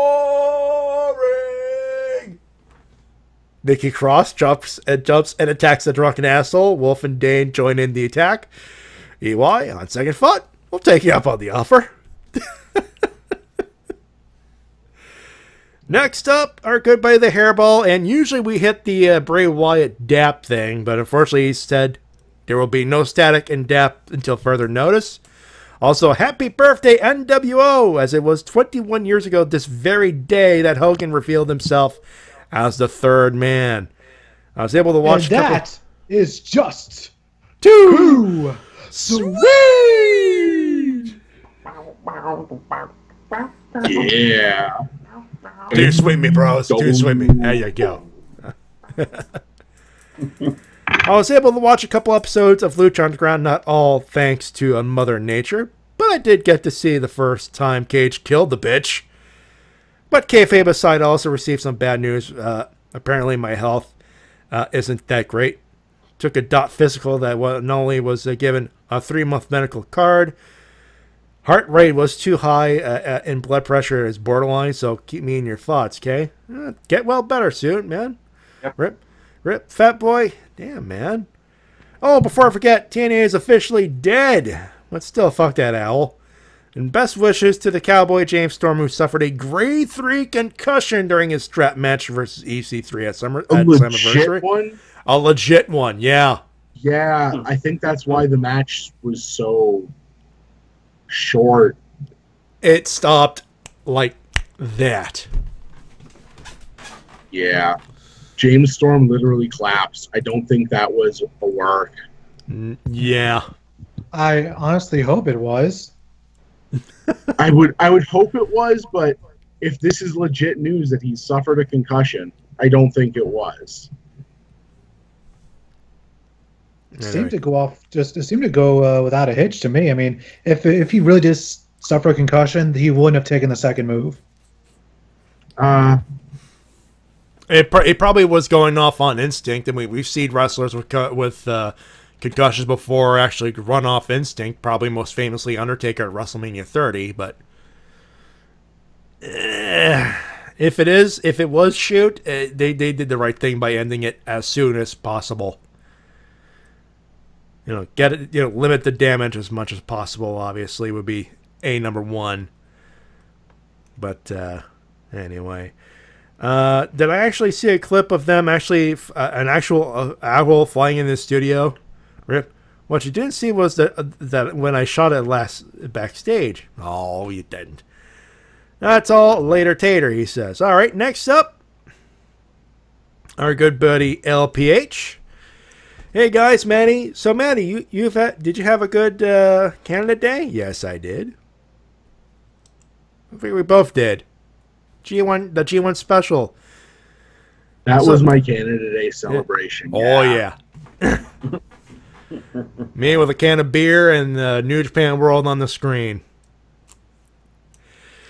So, yeah. So, you guys had a good Canada Day, a.k.a. New Japan G1 USA show, and we have a new U.S. champion in Japan, Kenny Omega, and in TNA, I'll still call it TNA, Alberto Del Rio is the new and undisputed Global Force Wrestling. He called it GWF. It's Global Force. It's GFW champion. And in LAX, okay, now in Raw, did not see the A show. Didn't see it, so I went to the A show, SmackDown Live. They had the rap battle as a black man from the BX. Oh, it was good. So Matty, don't DM or show your R-rated podcast. think he was referencing both the DM and the burn to Xavier Woods. Oh, okay. I think it fell flat. I think it fell flat. All right, just give me a second. Let me just do a reset real quick. Reset. There we go. Yeah, something was going on in my ears. It was probably nothing for those watching at home, but sometimes, you know, when I plug in this thing into the microphone, sometimes it derps. Quick little reset does the trick. Anyway, moving on. And Cena got back to Golden Shovel because Cena is back and he will not rest until he's bearing Roman Reigns. So overall, good show. Oh, God. Are they going Cena Reigns at Mania for a belt? Rumor has it it's Reigns versus Lesnar, but the way they're doing it, it sounds like it's going to be Lesnar Reigns at SummerSlam. You know what? I wouldn't doubt them going Cena Reigns, but for a belt, do you want a Riot? Actually, don't answer that. I think that'll be like the first time in a long time Cena will be the default. Everyone likes babyface. Yeah, I know. It'll be so funny. Because Cena's always been the John Cena sucks guy, but everyone knows Cena busted his ass, but everyone still hates Roman Reigns. And somewhere in New Jersey, Madison Ian Hart just orgasmed for no reason. Just for you saying that. Yeah. That would be our Cena loving friend right there. Yeah. Sadly, I think you're right. Winner. Anyway, winner Spider-Man Homecoming, New Japan Pro Wrestling, Spider-Man Homecoming, SmackDown, and did he mention Spider-Man Homecoming? Yes, you did, LPH. You did mention Spider-Man Homecoming. The Usos, Spider-Man Homecoming, TNA for surviving 15 years, Doctor Who, and, of course, did I mention Spider-Man Homecoming? Yes, he did. Losers, anyone not going to see Spider-Man Homecoming? Hey, we're busy here. We're working here. Working too hard. Vraiment calé, c'est tabarouette. Del Rio, move the fuck on and... Wait, what? Anyway, Raw and my personal life, he says. All right, so that means I get ready for TakeOver Brooklyn 3. Bye, guys. Yeah, he's going to TakeOver Brooklyn. Third time in a row. That sounds like fun. It's always a good crowd. And finally, ladies and gentlemen, James, fair warning. Block it, lower your settings. Next up is T-Dub.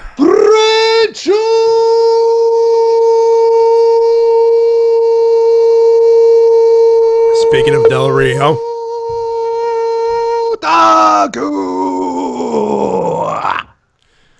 I have no idea what you just said, but that was fun.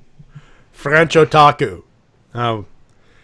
French Otaku. Yeah, that's the name of the next commenter, and T-Dub insists of calling him Ricardo Rodriguez style, if you know what I mean. Okay.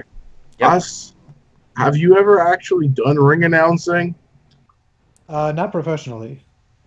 I think you might try getting a gig with some local people. Nice. I do have a voice for it, I think. Yeah, I think if you camp it up but take it seriously, you do good. Ladies and gentlemen, hailing from Ottawa, Ontario, Canada, weighing in at 275 pounds, Matty Jay. Strikes a Young Bucks pose. Gets beat up by the actual professional fighter. Yeah. Super kick party, and at this point, I can't wipe the smirk off my face. I'll be corpsing so much. Anyway. By the way, how close was that to your weight? Actually, I'm spot on. I'm at around 274 right now. So. Oh wow! Yeah. You skinny bastard. Skinny. I'm 5'11", and I still got that spare tire. Believe me, it's right now, I'm about 5'6" and 217. That's not too bad.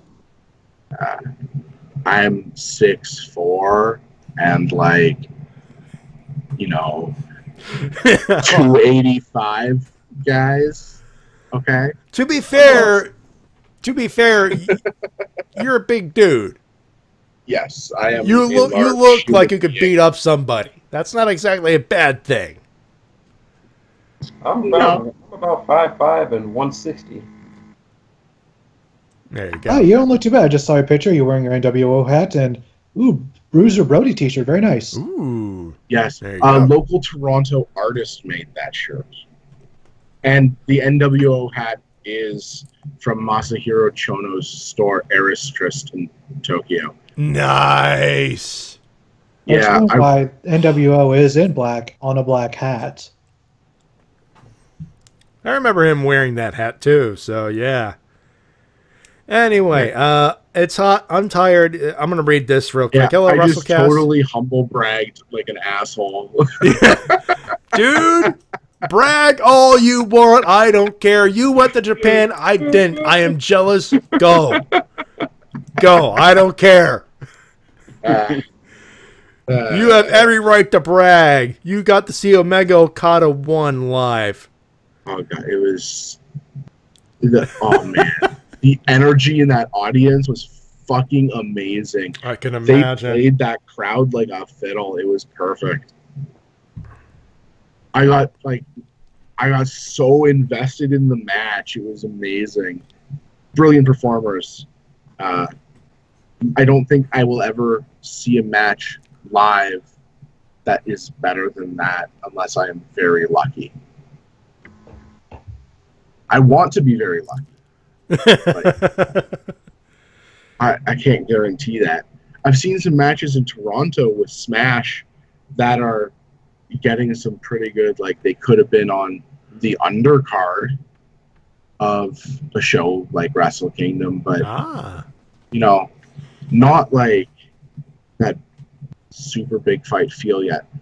I feel like every company should work towards a super big fight feel. Like CWF Mid-Atlantic, I keep hearing people go fucking crazy over because of the matches they have. And it's this little tiny, like they put on a good sized crowd all the time because they have like a specific place they operate out of, I think. I don't know enough. But they put on these matches that keep getting ridiculous star ratings. I'm just like, how the hell is this place getting 5-star matches? And I don't know who they are at all. And they're featuring like huge names. Like their champion is presently Trevor Lee. He just fought Michael Elgin in a match people are raving about. And I keep hearing about them, so they're doing something impressive out of nowhere, as far as I can tell. DVD and digital video sales right there. Yeah, go buy their shit. They're on YouTube for free, okay, guys? Oh, yeah. Just turn off your ad block and go watch them a fuck. Give them money. You don't want your ad block on. That's douchey. Yeah. Or if you watch on YouTube, you could just use your console. That's true. Yeah. That true. Would work. But anyway, on to French Otaku's email. Hello, Wrestle-Cast. It's hot. I'm tired. I'm going to be short. It's going to be a short one, so no review of Raw, SmackDown, Lucha Underground, NXT. Time to burn this one down. WWE. Great balls of fire. According to Angle, it was Vince who came up with the idea because he thought it was hilarious. And here we are with a pay-per-view based on the song, but also a logo looking like a penis. I don't know about this pay-per-view. I just want to get it on with. Get on with it, he says. Excuse me. Kickoff, Mighty Mouse from Newcastle versus Otozawa Akira. I cannot do the Japanese thing, guys. I can't. Okay. He wanted me to say it like the Japanese announcers would announce it. You know what I mean? Otozawa Akira. Something like that. Something like that. Something like that, actually, yeah. Cruiserweight title said it's on the pre-show, but it will be a fun match to watch. However, never will retain the title. Expect him to hold on to it for a year until Cedric Alexander, hopefully him, takes out the King. IC title, Mizanin versus John Moxley. Again, it's the Battle of Ohio. Again, it's the same old, same old. Miz retains. Can we please do something else for Ambrose? Thank you.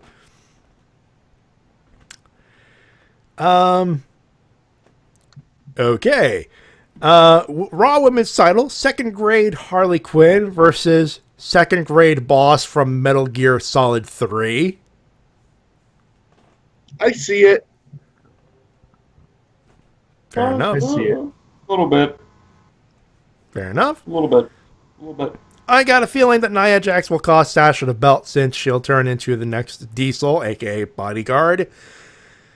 Right now, Alexa. Oh my God. Can we please have her get a costume that's based on Diesel's old, like, oh my God, best sunglasses with mullet? Just her in I could big totally. shades. That's with totally. That's vest with fringe on it, and like. That's totally either an old school Raw or a Halloween costume waiting to happen right there. Oh no! If they ever do Southpaw again, that's Nia Jax right there. Yep. I could totally see it. Right now, Alexa needs to regain momentum, especially after that tragedy that was the Bailey "This Is Your Life" segment. Fuck this segment, he says in parentheses. The realest guys explode. Enzo Amore versus Colin Cassidy. Bring out the WrestleMania 5 saxophone. Oh God, we are going OSW / old school wrestling references tonight. Awesome. I'll say this: Enzo was on fire this last Monday with that promo, and Barry. Not too much, his bestie. Now it comes to this. We know that Casshole will be victorious. Again, Vince has found his next sex toy. But I know, it's kind of creepy, isn't it? Yeah, I know. Not really. I keep going back to King Ross from What Culture, Vince McMahon likes big sweaty man. And I would repeat Vince McMahon likes big sweaty man. Moving on. Yeah. But don't be surprised if Enzo becomes the Shawn Michaels, since he can cut a promo like no one else. Has he actually gotten better in the ring? Is this his test? I get the feeling. I get the feeling that the answer happens to be yes. Not oh my God terrible, but he can pull off a decent match. Yeah. I mean, I like the guy. I want him to be a better wrestler because I like seeing him in the match, and I don't want him to just be a color guy. I want to see him as a fighter. I think it's great to have somebody who is a fighter and is that flamboyant and cuts promos that well. I feel like he just hasn't stepped up his game to a point where he could do that. I don't know if he's hit his threshold yet. Actually, before we do anything, I just saw your post on in the chat about the cruiserweight belts. They're worth less than the never 6-man open weight belts. Yeah, at least Los Ingobernables has tried to build them up. Tried. They're doing their best. They're doing something with it. As long as they don't hot potato them for the next 2 months. Give me actually 2 months of defending the belts. For the love of Christ. Well, they're about a month in. That's something. Something. Yeah, it is something. It's not much, but it is something. I think the standard number, the standard number of defenses before a title should change hands in New Japan should be at least 2 successful defenses. And preferably 4 before I feel like it's done anything other than devalue the belt with the present reputation they've been getting. They do this too much, and they've been slowly getting each section a little bit better at a time, but they keep introducing new belts, and they're getting so complicated. How many belts does New Japan promote now under the IWGP moniker? Six man never, two tag titles. I think the better question is to paraphrase Spaceballs. How many championship belts do we have on the ship anyhow? Yo!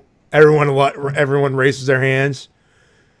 I knew it. I'm surrounded by championship belts. Schling. Firing belts. It's a standby, you know. Yeah.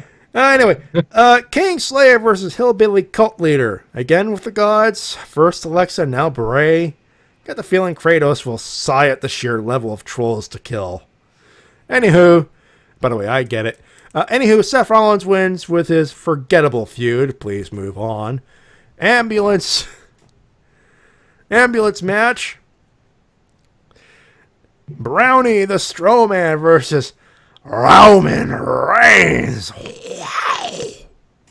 No, can't do that. No, it's an OSW joke. No, I know what it is. I know what it is I just don't do that for Roman. Never for Roman. Never. I'll keep doing it as long as it's an OSW reference. But never for Roman. If only for the wow. Anyway. And that's the last time I'll be doing that this evening, by the way. Wow. Thank you. I feel so touched. Moving right along.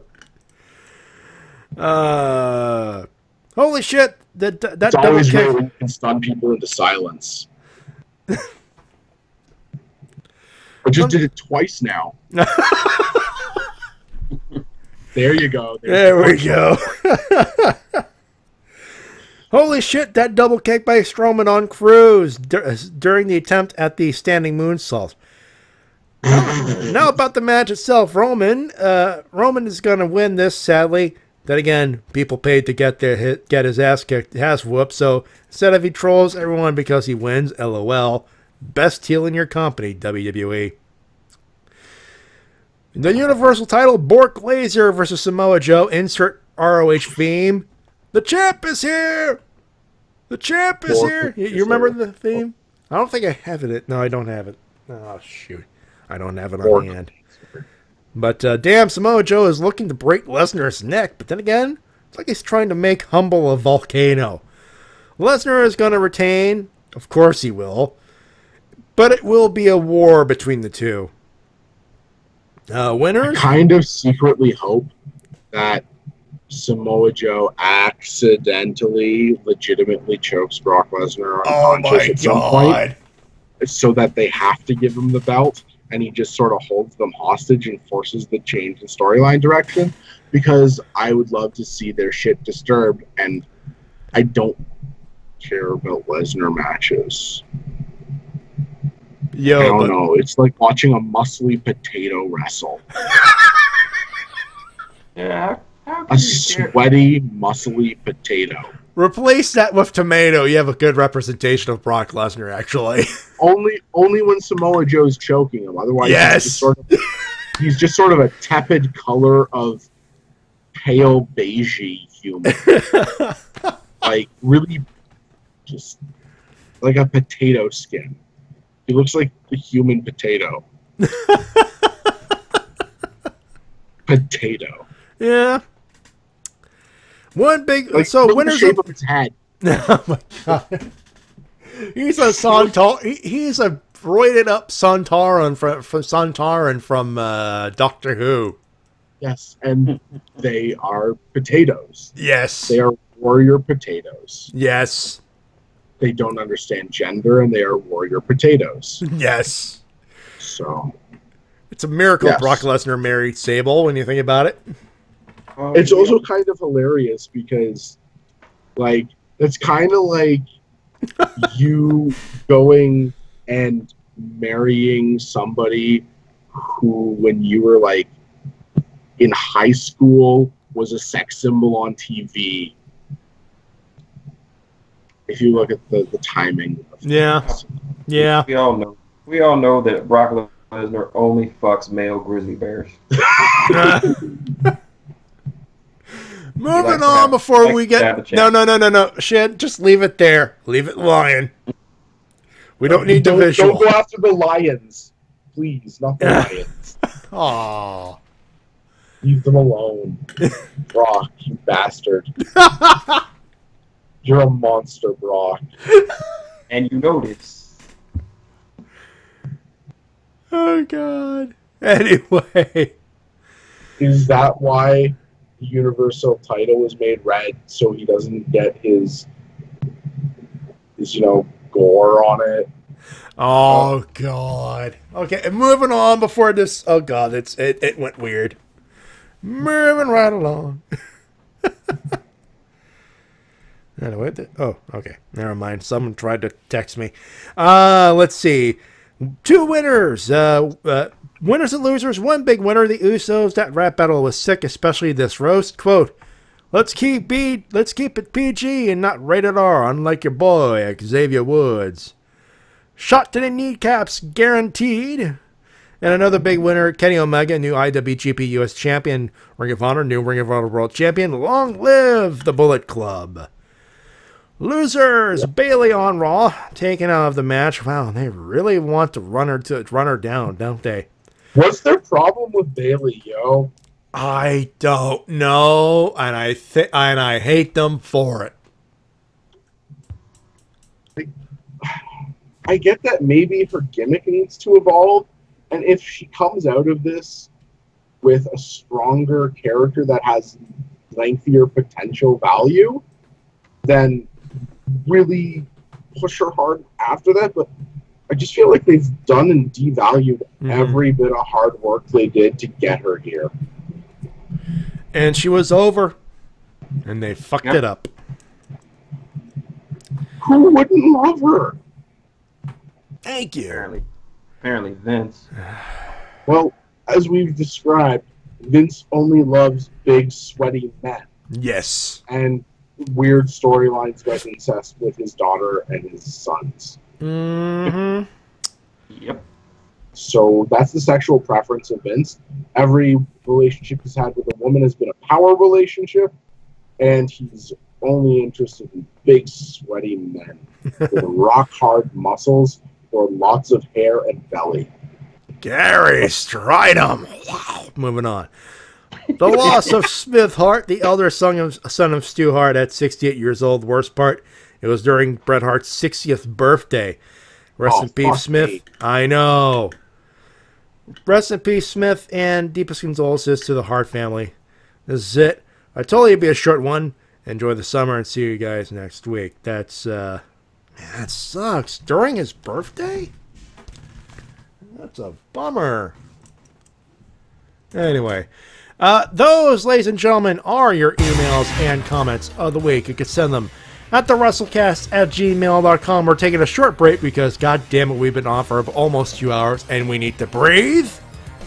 Yay. We'll be right back with a preview of WWE's Great Balls of Fire. Stay tuned. We'll be right back.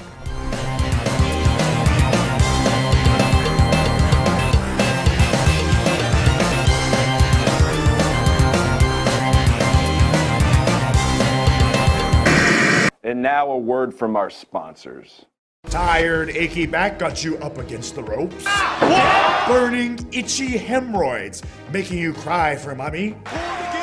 Performance anxiety making you feel embarrassed and like less of a man? Introducing Elite Cold Spray!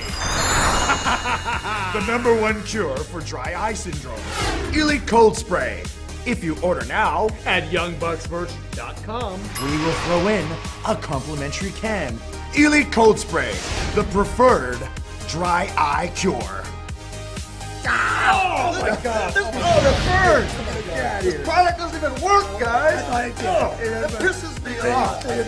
Who even planned this whole thing?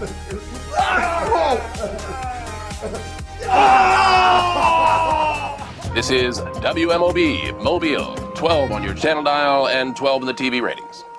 Now, gentlemen, I've had a number of questions. Wait, Cole, hold up. Nobody came here today to hear your questions. And I have no idea why I am still answering questions. All I've done since I've won this spot is make statements. Every week I've come out and I've made a statement. So I have a few questions for my opponent and his advocate. Paul, I need to ask you something. How did it feel? How did it feel, Paul, when I put you in my clutch? Wait a minute, Joe. Oh. Joe, you're fighting me on Sunday. You're not fighting Paul Heyman. Let me tell you how this works, okay? All right? I'm the champ. You're not. On Sunday, I walk into the ring as the champ, and I walk out of the ring as the champ. You get nothing. I get nothing. Nothing, Joe. That's funny because I've been getting a piece of you each and every week, and you've done nothing. I've choked your advocate unconscious. You've done nothing. You're a coward, I've got to Joe. you. You've done You're nothing. A coward. You're nothing but a coward. I'm a coward, right? That's all you are. Oh, that's all I am, is a coward. Well, that's funny because every time you come looking for me, you can't seem to find me, but I've found you. I ain't been looking for you, Joe. You got it all wrong. You've been looking for me. Oh, You really? know why? Because I'm the champ. Oh, you're Everybody's looking to be the champ. Well, let's go, champ. happening If you're the champ, let's go, champ. Let's do this for real then. Why are we playing Sunday. around? Why are we messing around? Buddy. That's why we're here. You know what's real funny? You're the champ, you don't sweat me, yet I'm quarantined somewhere else in the building. They got you set up way far away from me. Joe, That's for your protection. Joe, listen, That's for your listen protection. to me. Listen, you ain't gonna get under my skin, all right? I know where you're coming from. Hell, I did the same damn thing when I beat The Rock, John Cena, Triple H. The list goes on, Joe. I understand what you're trying to do. I understand what you're trying to do. You're gonna drop names, right? You're gonna drop names. All these people you've beaten. I've been choking out the best for 20 years. Daniel Bryan, I did him. AJ Styles, I did him. Wow. Roman Reigns, I did him. Seth Rollins, I did him. And Brock, is this happening? I'm doing you next. It's really doing.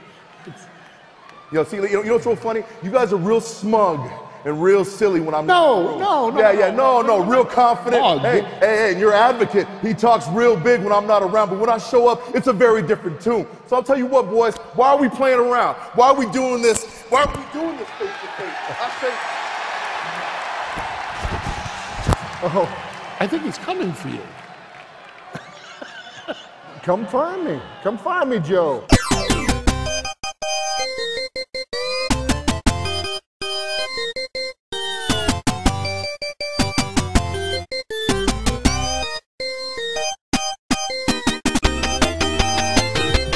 I told you I'd get away with another some more Jerry Lee Lewis. Fuck's sake, it's named after him. Somebody's angry. Did you hear the story about how they named it that just thinking it would be okay and nobody had the copyright? And then Jerry Lee Lewis's family was like, pay up, sucker. Yep. Good for Jerry Lee Lewis's family. Good for them. Anyway, we're back here on the Wrestle-Cast. BrokenInfinite.com, Podomatic.com, iTunes, podcasting places, of course, live on our RVT Entertainment YouTube. Yeah. YouTube.com/RVT, user/RVT Entertainment, Matty Jay and TWK, and ShintigerCurl, and my good buddy, the Nuclear Convoy, joining us for the festivities. Nuclear. Yes, Nuclear Convoy. Nuclear is not a word. Nuclear yes, Convoy. I spelled it properly. Don't worry, guys. Okay. Hey, I always fuck up names. I'm sorry.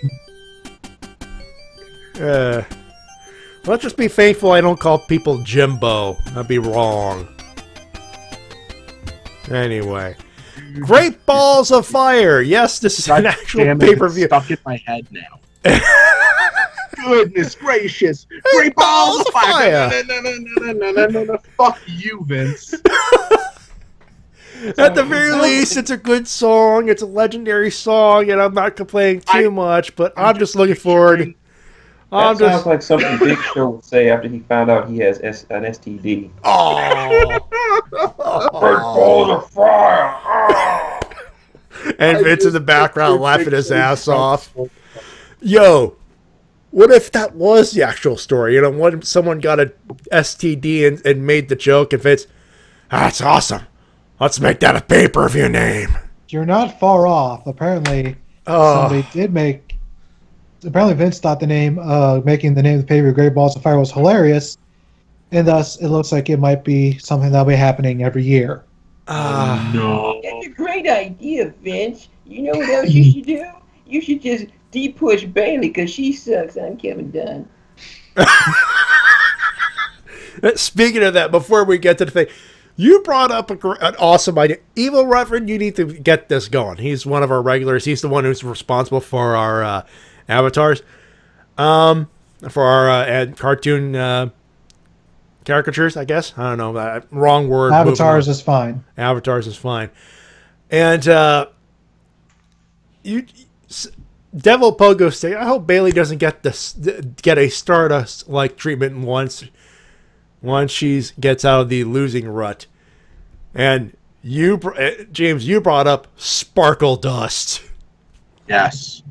She is sparkly. She's a total edgelord. Like Gladion. Evil Reverend, if you're listening, that has to happen now. Totally, like, thinks she's edgy, but she's not. With bright colors. Blowing handfuls of sparkle. I'm reading the chat now. Fucking blowing handfuls of sparkle and the sparkle dust like she's a glittery Great Muda. Oh my god. Yeah. Like, she's just trying really hard to be this character. And she's trying hard to be edgy and do, like, mean stuff. But she's just doing it so... She's corny. I don't know. I'm trying to get a good word for it, too. Corny, maybe? Yeah. I'm gonna show all of you guys. I'm so tough, and I'm gonna tie your shoelaces together. I'm gonna show you. Like they'd turn her into a comedy joke if that happened. She would be that would suck so bad for her. She wouldn't even do a good job at it like Cody did and own up to it. I'm not saying that she's not talented. I think she's wonderful. I just think it would not fit with what she's good at. Oh my god, Mike in our chat. Mike Shell. Yep. Wacky wavy inflatable sparkle throwing tube man. And there's just like ejaculations of sparkles every time they pop up that first time. Oh my god. Tons of confetti out of the tops of them. Yeah, you got them tube men. They got the sparkle dust coming out from the top. That's what I'm talking about. Bookie fighter. Are you okay? Devil Poker Stick, please no sparkle dust. We're not ready. I don't think people will care. No one is. All right, it's late. Can we move on to the pay-per-view? Yeah, let's do that. Evil Reverend, Bailey is gold dust. Challenge. That's your challenge. Anyway, Great Balls of Fire, as earlier mentioned. Sorry, I'll try to stop that. Stupid song. The American Airlines Center in Dallas, Texas is the location. The Raw brand, the pay-per-view. The preview, the pre-show, the kickoff, the thing that's sponsored by KFC and Mountain Dew Kickstart and all the Golden Corral stuff and things. Neville, such a healthy diet they promote. Huh. Anyway, Neville defends the Cruiserweight Championship against Akira Tozawa. The wiki has Titus O'Neil accompanying Akira. I gotta call Neville to retain. I just can't see anybody else. I'd like to see Akira Tozawa hold the championship. It'd be How great. many Japanese-born professional wrestlers on a quote-unquote main roster show have actually held gold. Tajiri is one because he held a couple of belts The in cruiserweight WWE. belt and tag belt. My boy Taka. Taka in 98. Taka, Michinoku in 98. Yeah, 97, 98. Jimmy Wang Sho Funaki. Yeah. Jimmy Wang Yang. Wang Yang. Jim, he's not Japanese born. No, we're talking about legit Japanese born. Has what's his name? He was on SmackDown. Had a Kenzo Suzuki. That's the one. Has he won a belt? Don't think so. He just was sort of there. He was sort of there. I believe he challenged, but that was about it. I think Ultimo Dragon held the cruiserweight belt. Nope. No. Not even like for like 2 seconds. No, Vince apparently didn't like him because he didn't do enough flips. Vince is stupid. Yeah, Vince is stupid. No one's arguing here. No one is arguing here. No, it's made Raw 3 hours long. Actually, that's USA's call. That Vince just liked the idea. Anyway. More of my muscle men. Moving on. On the main roster, we have a 30-minute Iron Man match for the Raw Tag Team Championship. Cesaro and Sheamus taking on the not broken Hardy Boys, Jeff and Matt Hardy. Are they the #fixed boys? I guess they are #fixed. Yeah, I don't know if you've read those rumors. I'll believe it when I start seeing some part of the Broken Brilliance starting to leak out on actual television other than just the delete sign. But depends on where they're going with this. If they're really going with the if they're really convinced of going to the broken gimmick, I'd say let the Hardys lose. But if I'm not sure about this one, but I'm gonna go with the Hooligans. I want the Hooligans to win. Cesaro and Shamo? Yeah, I love Cesaro. Give him gold.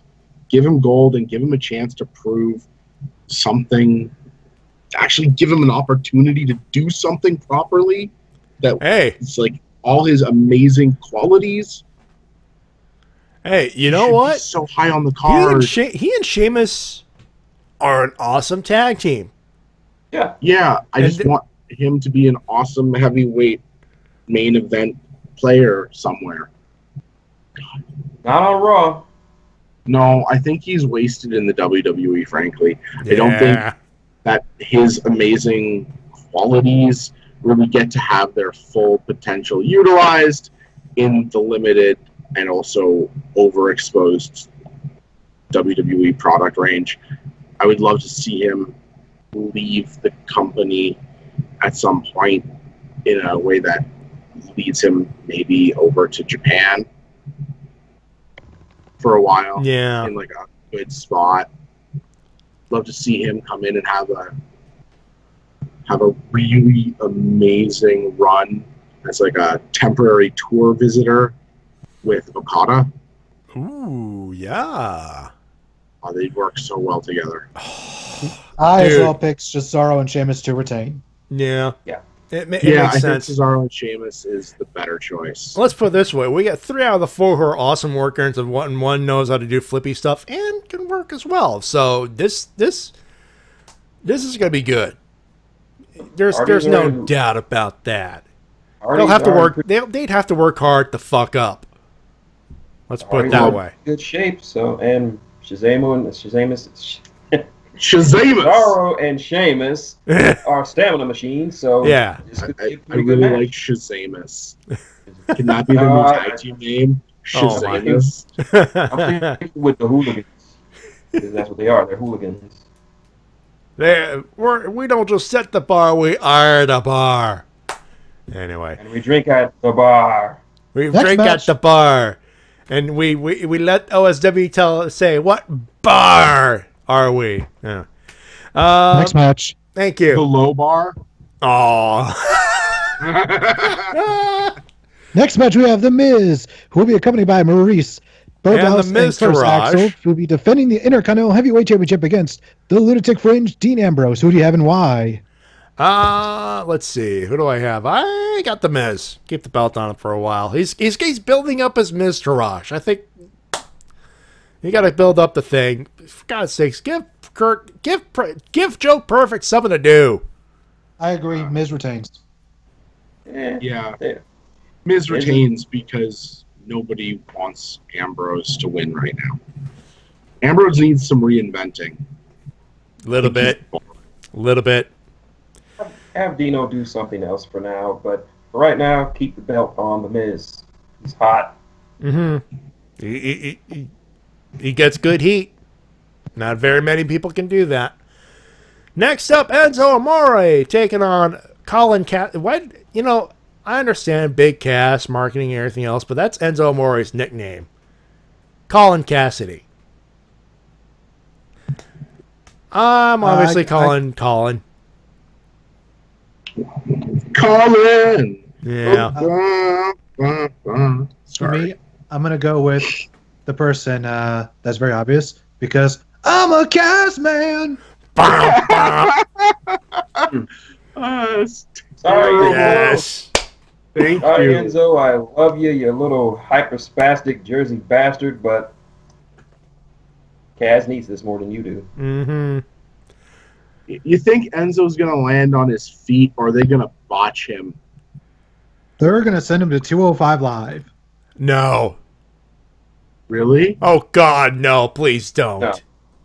He is not a good enough wrestler to be on 205 Live. We still have some fun interactions with Gentleman Jack. No, keep him away. Indonesia, folks. How about that? Have him feud with Noam Dar over Alicia Fox. All right, next match. Seth Rollins, Bray Wyatt. This is a throwaway match, but you know, this Who's is the obvious. champion right now? There is no champion right now. This is simply Seth Rollins taking on Bray Wyatt. Period. Oh, they're just to quote feuding Adam, for no reason. To quote Adam Pachi, who do you give a fuck and why not? I don't know. Well, I just gotta say that, goddamn it, Bray, you have fallen so far, and that promo on Monday did not help your. No. He was like in a desert. The setting. And he talked about he pretty much said that everything that is interesting that has happened on Raw since he joined was his doing. Joe become #1 contender? His fault. Enzo and Kaz breaking up? That was him. The Cesaro and Sheamus turning heel? That was definitely him. Pretty much everything interesting that has happened. So, unfortunately, I just don't care about you, Bray. So, Seth, you can win. Go ahead. And just do other As things. well, choose CrossFit Jesus. You know the best thing for Bray Wyatt right now in any account? Stay away. To tell the companies, listen, I appreciate you're giving me all this work, but if we want this gimmick to stick long term, I need to go away for a year. The House of Horrors match killed him. Yeah. What do you think he should do in that time? Yes, I don't something, because right now the whole spooky, mystical nonsense is not working. No one buys it anymore. You know what? Rest up. If you have anything nagging, get that fixed up. Whatever, just stay away. Get off TV for a while. Yeah. Take a paid sabbatical. Fix your personal life if you have to, if you want to.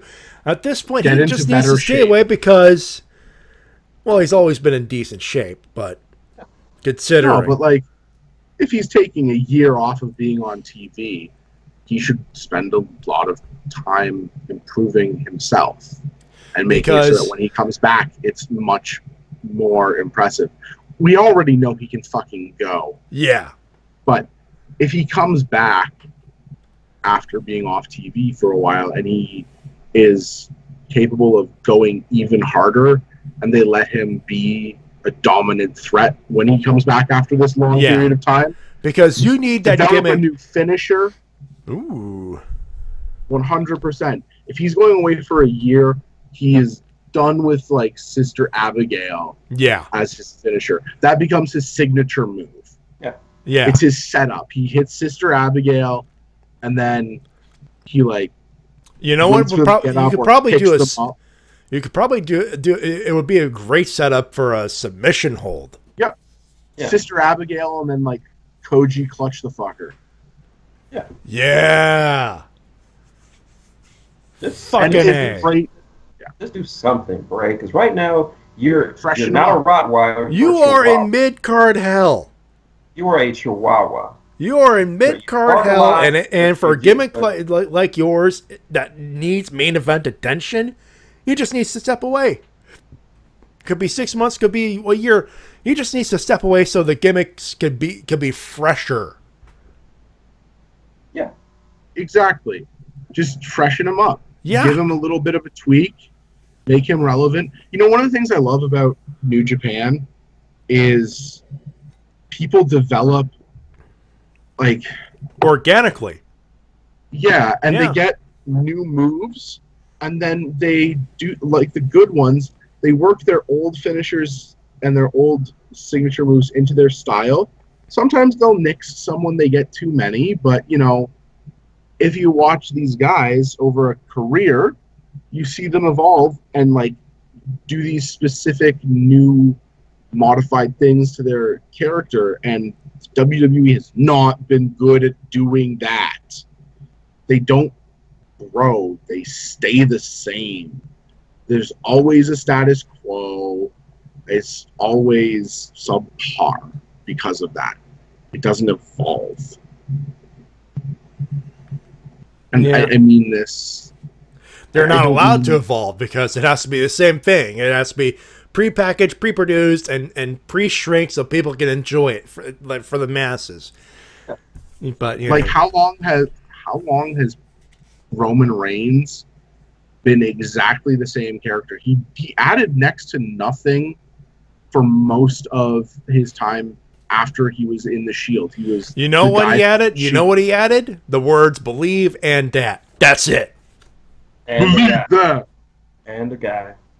Oh, I'm the guy. I'm the guy, and this is my yard now. Which, yeah, those 5 words. Promo of the year. All the heat, but still. Nothing. All he did was added a logo on it on his chest protector thing. He needs to ditch the chest protector. He needs to ditch the Shield getup. Period. Yeah, exactly. He needs new pants. He needs new pants. I would say go with no shirt, like mid-thigh shorts, because nobody wants to see him in a tighty whitey style. No. I used to wrestle in trunks, and he actually made it work pretty well. He did. Yeah. But yeah, put his ass back in a suit. Put his ass back in the suit. Because I liked that Roman Reigns. That Roman Reigns had charisma. You mean where he was sort of like MVP? Yeah, that I like. That 40-second promo was better than the 3 years he has been on the main roster. The 3+ years he's been on the main roster. Do you want to know why? Why?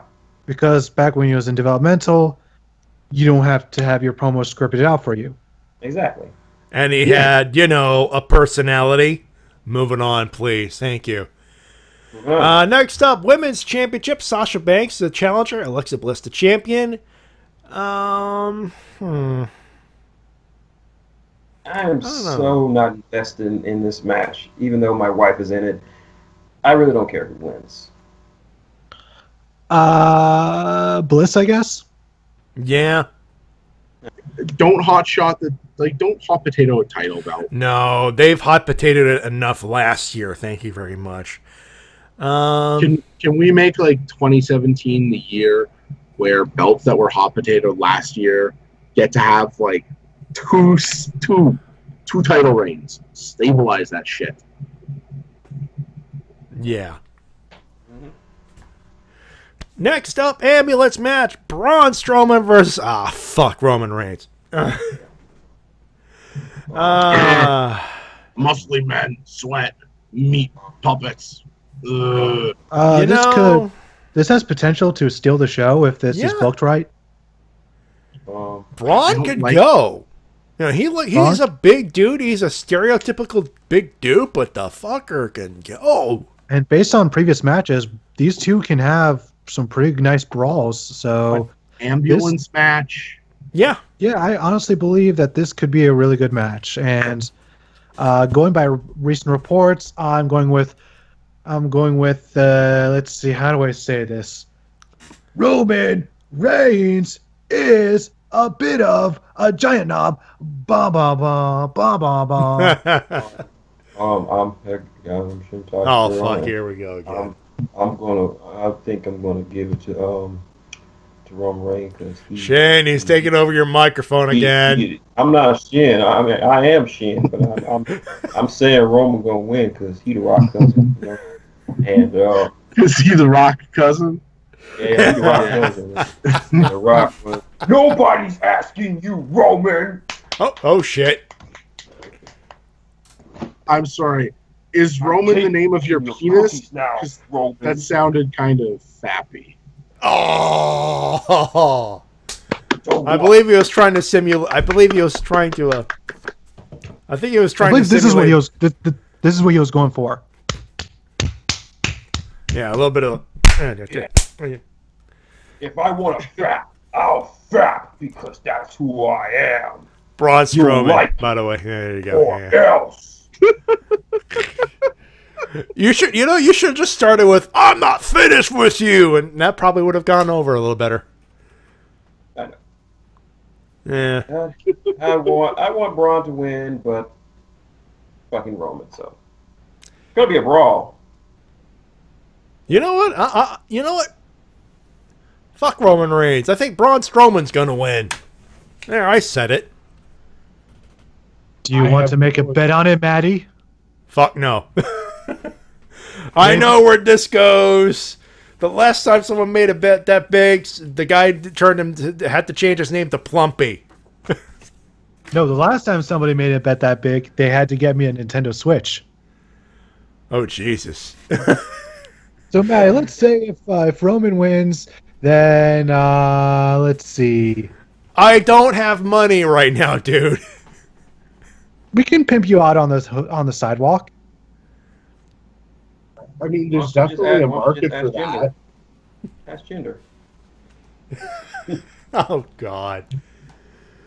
Jinder, would you like some white meat there, Jinder? I got some nice palms for you. PAW. I've got all the meat, my friend. Yes. Fat ass white boy. PAW.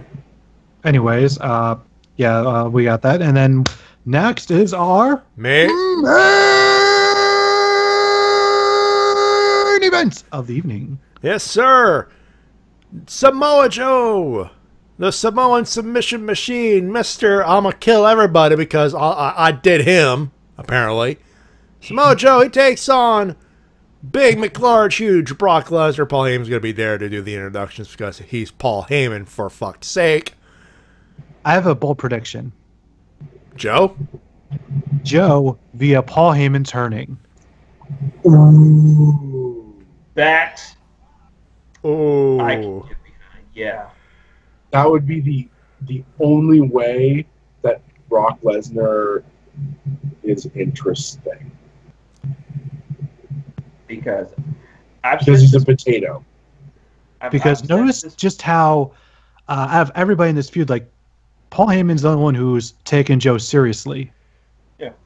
Yeah. So there might be a point where Heyman's like, okay, I see the ring on the wall, so I'm just going to hop over onto this money train while the game's good. God, that would be a really surreal situation. Yeah. And it goes back to what Joe was saying a couple of weeks ago during his promo. He didn't just want to beat Brock Lesnar. He wanted everything Brock has. Ooh, He specifically said he wanted Paul Heyman as his advocate. I would love a Joe Heyman run. That would be sick.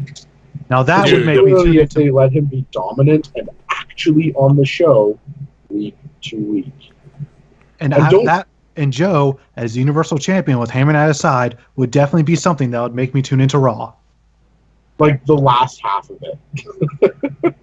Because I've said it before and I will say it again. Right now, Universal title is dead. It's dead. Dead the moment Goldberg took it off Kevin Owens. It's been dead since WrestleMania and it's still dead right now. If they want that belt to have any kind of legitimacy, they need someone who can stick around and be a monster heel for the Raw brand. And that heel has to be Joe. With Paul, and like T-Dub said, if he teams up with Paul Heyman, there is no limit to how far they can go. I feel like this is some Fire Pro booking shit here. I know. And yet, I could totally see it. You guys took the words out of my mouth, honestly. When I'm like, dude, that could totally happen. It probably won't, because Vince likes his big sweaty man, and Joe is, well, to quote But Joe is the first real significant threat to Brock.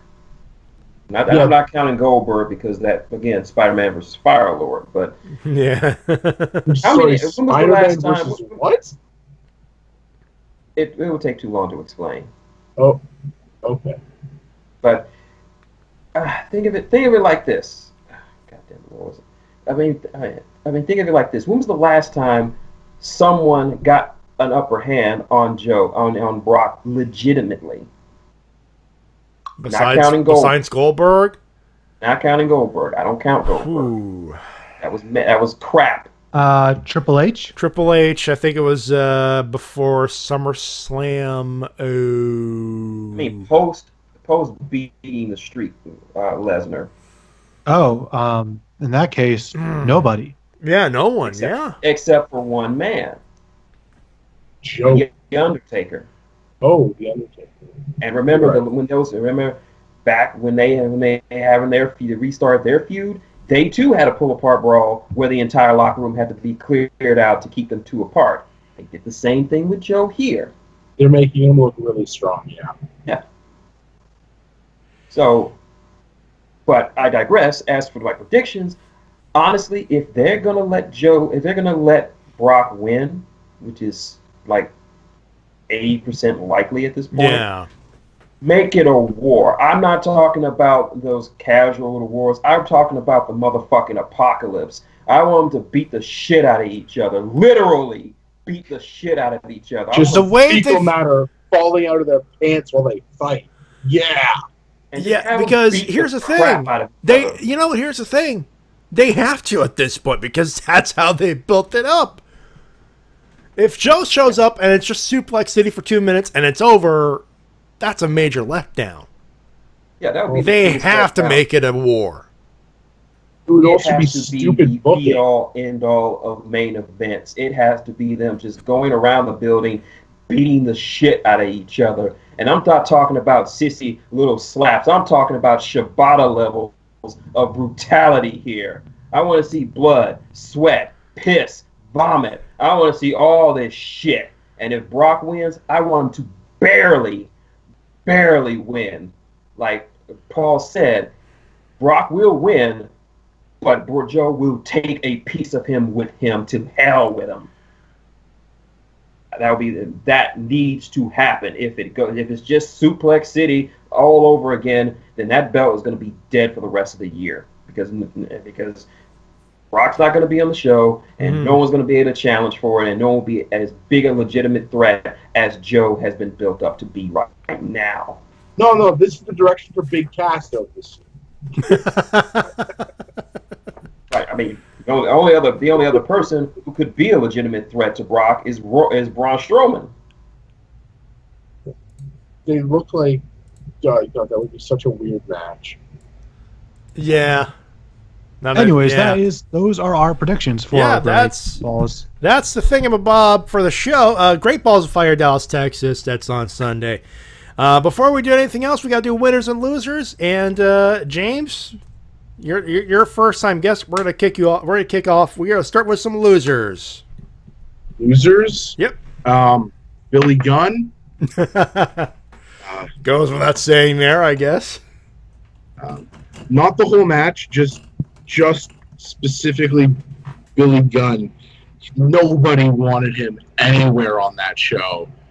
He got just like go away heat. Okay. Do you want me to do more? If you have more, go right ahead. Jim Ross, sadly, loser. Really deterred people from enjoying the commentary. And loser. Yeah, no, I'm not gonna go anywhere else on the losers. All right, fair enough. Shin. Yep. But first, you already know. D-cell battery. Yep. Who's getting it? And for those of you who are uninitiated, the D-cell battery award is a special award that I give to a person, storyline, company, or group who deserves getting hit in the head with a D-cell battery by me. And unfortunately, there's been a lot of losers, but no one D-cell battery worthy to me. So I'm just going to go with the only permanent D-cell battery award winner, DSP, because he is a piece of shit. Now, as for my losers, of course, Billy Gunn, because JR for, oh my God, they're coming. I'm sorry, JR, but I'm just so sorry. What else?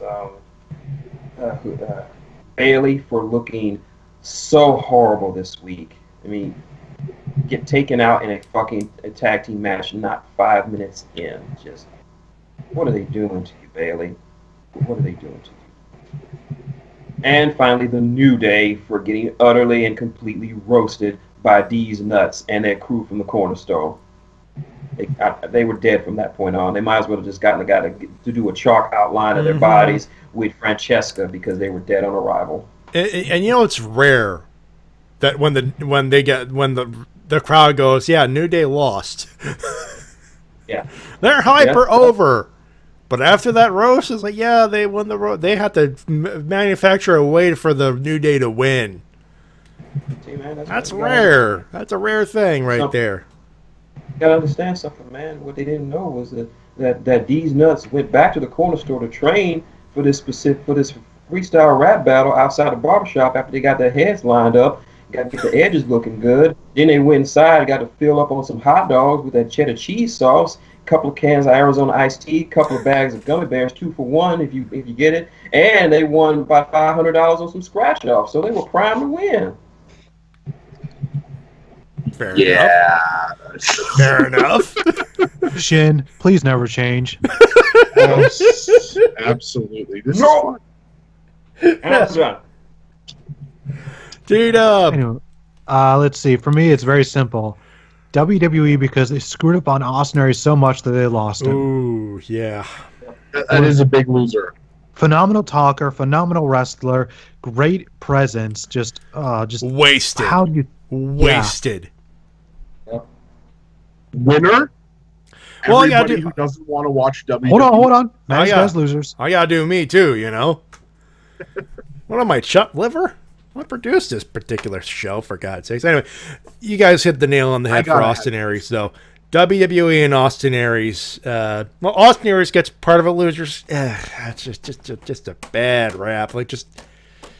But Aries is the loser.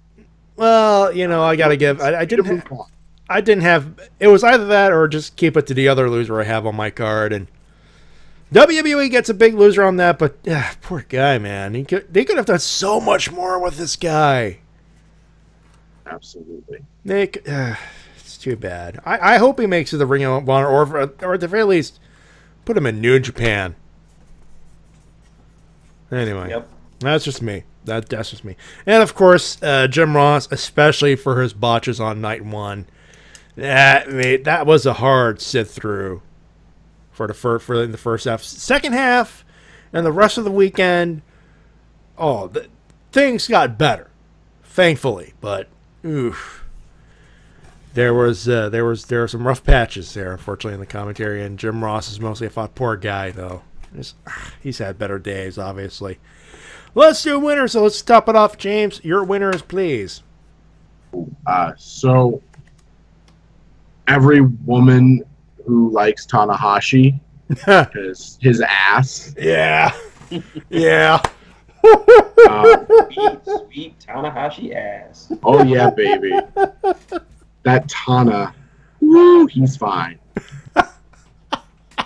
Number 2, everybody who watches not the WWE, because Austin Aries is going to be somewhere soon. Ooh, There's boy. no way he sits off the market for too long. No. Absolute 100% NJPW came off this week amazingly. And while I'm super confused about the GFW stuff, I don't know why they would agree to that. Fucking Slammiversary was great. And number 1 is Kenny Omega. Just amazing all weekend long. Mm-hmm. Shin. A lot of winners. First off, Jerome for Tanahashi's ass, because you know he enjoyed it. Yep. Would it be a low blow to just insert an ass man joke right there? He's an ass man. Bum, bum. Right. Outside, pretty much the entire G1 weekend, because if you weren't a fan of New Japan before, you are now. Mm-hmm. These nuts for that epic roast. The Joe Brock promo, fucking amazing. What else? TNA for Slammiversary. I'm glad they're actually doing good right now, and good luck. Yeah. I'm on GFW, even though fuck that out. Let's see, who else? I hope I'm not missing anybody. Breezango for showing Raw what real comedy looks like. And last but not least, I can't believe I'm ever going to say this, but I'm going to give a winner to fucking Game Grumps. we already know why, and and I think it's that friends can fuck, hashtag friends can fuck is already trending worldwide thanks to me. So what? Friends can fuck? But yeah, those are my winners. And a special shout out to Stan Lee on the loss of his wife, Joan. On the loss of his wife. She was an amazing woman. She did voiceover work for the '90s Spider-Man cartoon. She was Madam Web. She passed away this week at the age of 93. Feel for you, Stan, man. Feel for you. Condolences, sir. T-Dub. Can you keep this nice and simple? Whoever signs Austin Aries. Yep. Number 2, ACH, especially for keeping the Luffy smile. Very awesome. Yep. And Tiger Mask W. What an awesome series that was. Fair enough. Obviously, New Japan gets a winner for me. That was a banner weekend. I mean, technical difficulties aside, the wrestling needed to be strong, and it was throughout the card. Bullet Club, in general, I mean, Young Bucks had a great match. G.O.D. had a pair of good matches. Hell, G.O.D. on night, I think it was, it was night 1. Motherfucking Haku came out. Actually, I thought that was night 2 when we had Haku. Night 2, yeah. Yeah. Yeah. But still, Haku. Awesome. Anyway. And of course, Kenny Omega, U.S. champ. And Cody had a hell of a showing against Okada, which, awesome. ShintigerCurl gets a winner this week. You going viral, son. Oh, Lordy. Usos for the sick burn. Young Bucks for the Hot Topic stuff. And, of course, the Elite. The DM. And that's all we need to say there. Yep. And if for those who are at the least bit curious, viewer discretion is advised. Oh, my God. Devil was absolutely right. We forgot one winner. No wonder for 8 in English? 8 in English. Technically, he has a win over Randy Orton. Oh, fuck, that's right. Good for him? Yeah, I guess. Hey, a win's a win. Anybody else think he looks really oddly, uncomfortably pale? Give that guy a can of spray tan. Or some, like, vitamins. Yeah. Anyway. Usos for that burn. And, of course, Scott Steiner. I feel like Spoonie when he talks to the Iron Sheik. You! Never change. Scott Steiner. Angry Scott Steiner promos are my guilty pleasure. I'm all your fatters. TW do it better than I do. Fat asses. He's fat. He's fat. I know they like cheeseburgers, but I ain't got no cheeseburgers. You go get the hammer sandwich there. You go over there. I'm gonna go take the fat ass. Seriously, that match, all the pre-tape stuff, gold. It's tapioca. It's tapioca.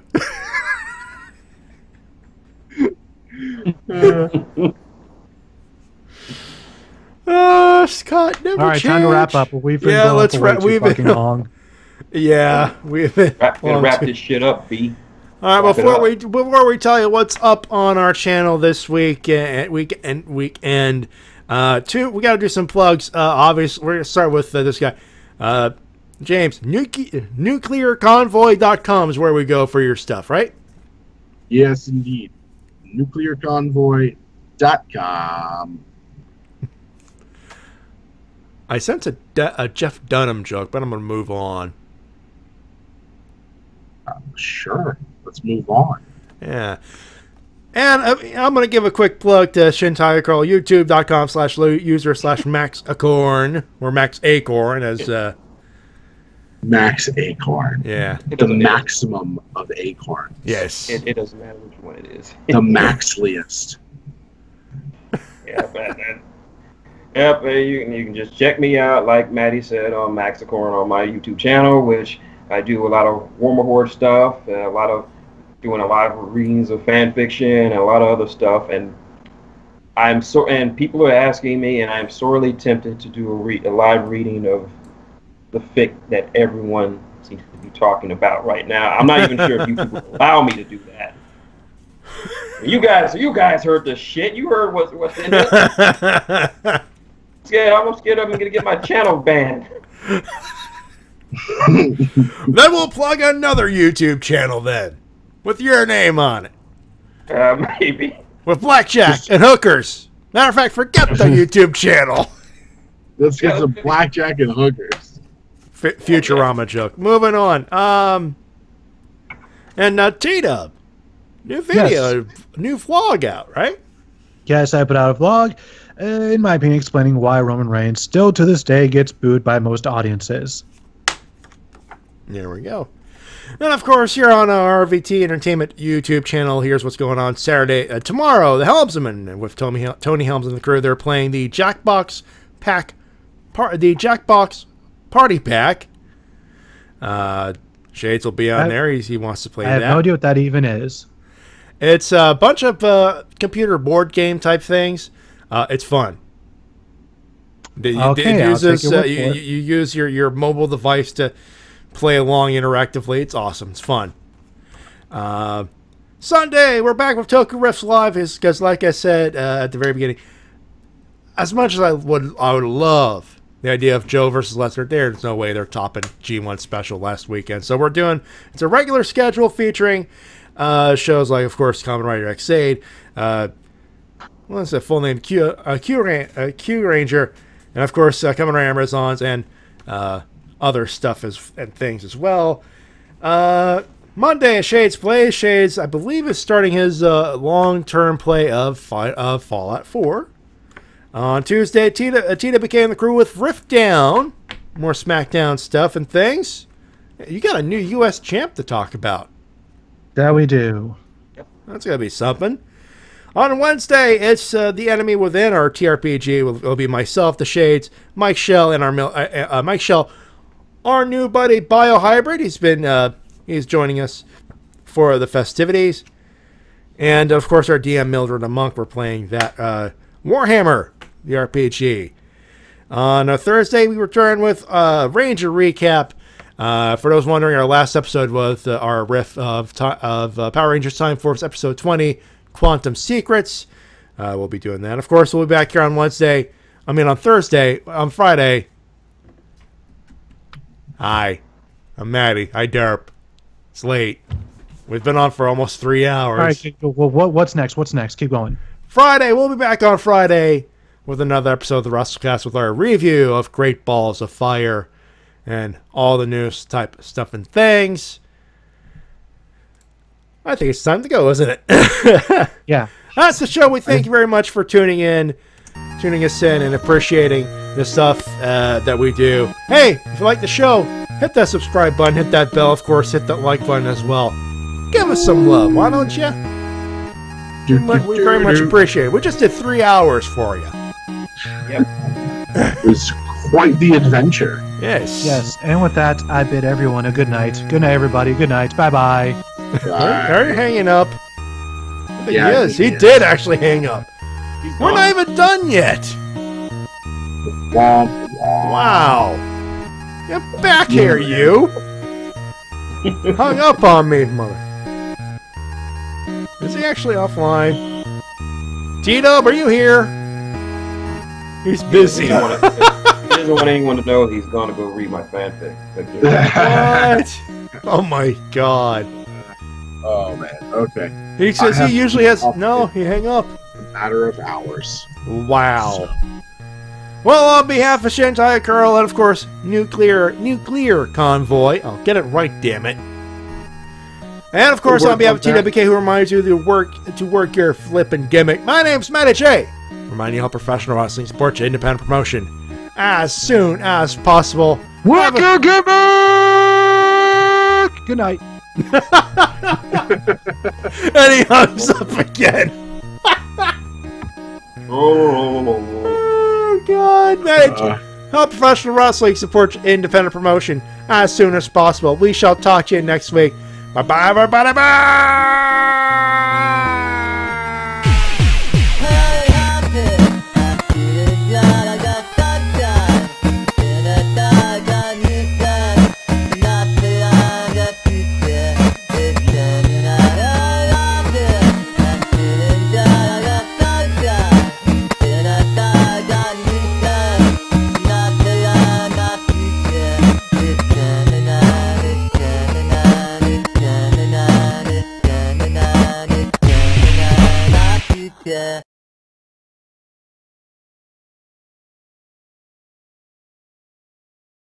Biggie, let's just keep it PG.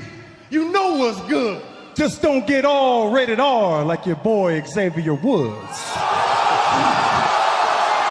Gonna need a sensu for that one.